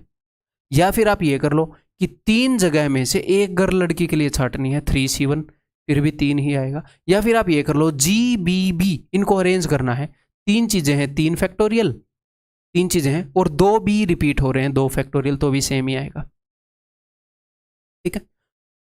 आपने यहां पर जो लेटर लिखना है वो लिखना है कि इस चीज को छांटने का क्राइटेरिया क्या है। क्राइटेरिया क्या है कि एक गर्ल हो, G लिख दो। इसको छांटने का क्राइटेरिया क्या है कि बॉय हो, B। इसको छांटने का भी सेम ही क्राइटेरिया है ना, बॉय हो, हाँ B, तो B, तो B और B सेम माने जाएंगे, ठीक है। ऐसे कर लो, ऐसे कर लो, ऐसे कर लो, उत्तर सेम ही आना। अब हम कैलकुलेट करके देख लेते हैं भाई। 5 दूनी 10, 5 5 25, इस 5 से गया 3 पर, ये 3 से गया 8 पर, ठीक। तो 2 चौके 8, 2 दूनी 4, 2 7 14, 7 21/46। ऊपर वाले को भी सोल्व करोगे तो 21/46 ही आएगा। एक आधे और क्वेश्चन करते हैं इस लेक्चर के अंदर, ताकि इस कंसेप्ट की जो अंडरस्टैंडिंग है वो स्ट्रांग हो जाए। देखो, a bag contains 4 black, 5 yellow and 6 green balls, ठीक है जी। 3 balls are drawn at random from the bag, what is the probability that all of them are yellow. क्या प्रोबेबिलिटी है कि वो सारी येलो हों। तो देखो, पहले मैं करूंगा फॉर्मूले से। हमने टोटल नंबर ऑफ आउटकम कितने हैं, टोटल सर हमने 3 बॉल छांटनी है। अच्छा जी, कितने में से छांटनी है? 4 ब्लैक, 5 येलो और 6 ग्रीन। 6 और 4 10 और 5 15। 15 में से 3 बॉल छांटनी है तो 15C3। 15 में से 3 बॉल छांटने के टोटल जितने भी तरीके हैं वो आ गए। टोटल जितने तरीके में 3 बॉल छांटी जा सकती हैं वो ये है। अब मैं ऊपर लिखूंगा ऐसे कौन से तरीके हैं जो हमारे फेवर में हैं। हमारे फेवर में कौन कौन से तरीके हैं? जब all of them are yellow, जब सारी येलो बॉल छाटी जाएं, यानी कि जितनी भी बॉल छाटी जाएं वो यहाँ से छाटी जाएं, तीनों की तीनों बॉल यहाँ से आए, तो हमारे फेवर में आउटकम है जितने तरीके में हम 5 में से 3 बॉल छाट सकते हैं, तीनों की तीनों बॉल वहाँ से चाहिए। पिछले क्वेश्चन में हमें एक आइटम यहाँ से चाहिए था और 2 आइटम इस ग्रुप से चाहिए थे, है ना। क्वेश्चन सेम है, लड़के लड़की को छाट लो या बॉल को छाट लो। पिछली बार इस ग्रुप में से एक चीज चाहिए थी, इस ग्रुप में से 2 चीज चाहिए थी। अब की बार सारी की सारी चीज इस ग्रुप में से चाहिए, 5C3। अगर वो ये बोल देता 1 ब्लैक 2 येलो तो 5C2 और 4C1, ठीक है। तो इसको कर लो। अब देखो 5C3 का क्या मतलब है कि नीचे 3 फैक्टोरियल आएगा, इसमें भी नीचे 3 फैक्टोरियल आएगा। 3 फैक्टोरियल से 3 फैक्टोरियल गया तो नीचे वाला 3 फैक्टोरियल मत लिखना, ऊपर 3 टर्म तक लिखो, 5 4 × 3, और नीचे लिखो 3 टर्म तक 15 × 14 × 13, खत्म। जो भी है, अब मैं दूसरा तरीका बता दूं, उत्तर एक ही आएगा, ठीक है। उसने बोला कि तीनों येलो हो, तो दूसरा जो तरीका है उसमें आपको ये लिखना पड़ेगा। अब कई बच्चों को लगेगा सर मैं इन दोनों में से एक सीख लूँ, नहीं भाई साहब नहीं, कई क्वेश्चन में ये काम आता है, कई में ये, एक मत सीखो, दोनों सीख लो। समझ में आ रहे हैं ना दोनों, तो सीखते रहो, क्या दिक्कत है। तो मैं एक बॉल छांटूं, पहले मैं एक काम कर रहा हूं, मैं एक बॉल छांटूं और वो येलो निकले, क्या उसका वो है प्रोबेबिलिटी? तो भाई टोटल बॉल हैं 15 और वो येलो निकले, येलो बॉल कितनी है? 5। तो मैं एक बॉल छाटूं, उसके येलो होने की प्रोबेबिलिटी है 5/15, ठीक है। मान लो ये काम हो गया, येलो बॉल छट गई। अब अगली बॉल भी येलो आए, उसकी क्या प्रोबेबिलिटी है? सर टोटल बॉल 14 बच गई और येलो बॉल 4 ही बच गई, एक कम बच गई येलो बॉल। तो उन 14 में से मैं बॉल छाटूं तो उन 4 में से आएगी तो वो येलो होगी, 4/14 प्रोबेबिलिटी है। अब सर टोटल बॉल 13 बच गई और येलो बॉल बच गई 3। अब इसके बाद इनकी अरेंजमेंट भी करनी है, तो अरेंजमेंट किस बेस पर करनी है? Why why why. हम किस चीज को अरेंज कर रहे थे पता है? पिछले क्वेश्चन में जाऊं, हम अरेंज कर रहे थे HHTTT, इनको यहां पर अरेंज कर रहे थे GBB। जो हमारे सिलेक्शन का क्राइटेरिया है उसको मैंने एक लेटर का नाम दे दिया और मैं उस लेटर्स को अरेंज कर रहा हूं बस। वाई वाई वाई को अरेंज करने के कितने तरीके? एक ही हैं, तीनों सेम है, तो इनकी अरेंजमेंट करनी जरूरी नहीं है। ऊपर और नीचे कंपेयर करो, 5 4 3 5 4 3, 15 14 13, 15 14 13, सेम ही बात है, कैसे भी कर लो, समझ में दोनों आने चाहिए। सोल्व कर दें, 5 और 3 15, 2 दूनी 4, 2 7 14, तो 2/91, ठीक है। तो उत्तर इस ऑप्शन है। तो भाई इस लेक्चर के अंदर इतना ही है। स्टार्टिंग में थोड़ा सा धीरे धीरे आराम आराम से मैं आपको समझा रहा हूँ, ठीक है, और ये ज़रूरी भी है, नहीं तो क्या फ़ायदा। मैं अगर आपके साथ 1.5 घंटा बिताऊँ और वो काम का निकलाए, मैं आपके साथ आधा घंटा बिताऊँ और वो काम का ना निकले, तो यहाँ पर तो 30 मिनट वेस्ट होगी ना। तो जल्दबाजी नहीं करनी। ये चैप्टर ऐसा है कि जल्दबाजी करने से दिक्कत देता है ये बच्चों को, मुझे पता है, प्यार से समझाऊँ, ठीक है। अगले लेक्चर के अंदर मिलते हैं, बिल्कुल यहीं से कंटिन्यू करूँगा, आपको इसी के साथ अगला लेक्चर देख लेना है, ठीक है। तो बिल्कुल कंटिन्यू यहीं से रहेगा, इसी फ्लो में हम कंटिन्यू करेंगे, ठीक है भाई।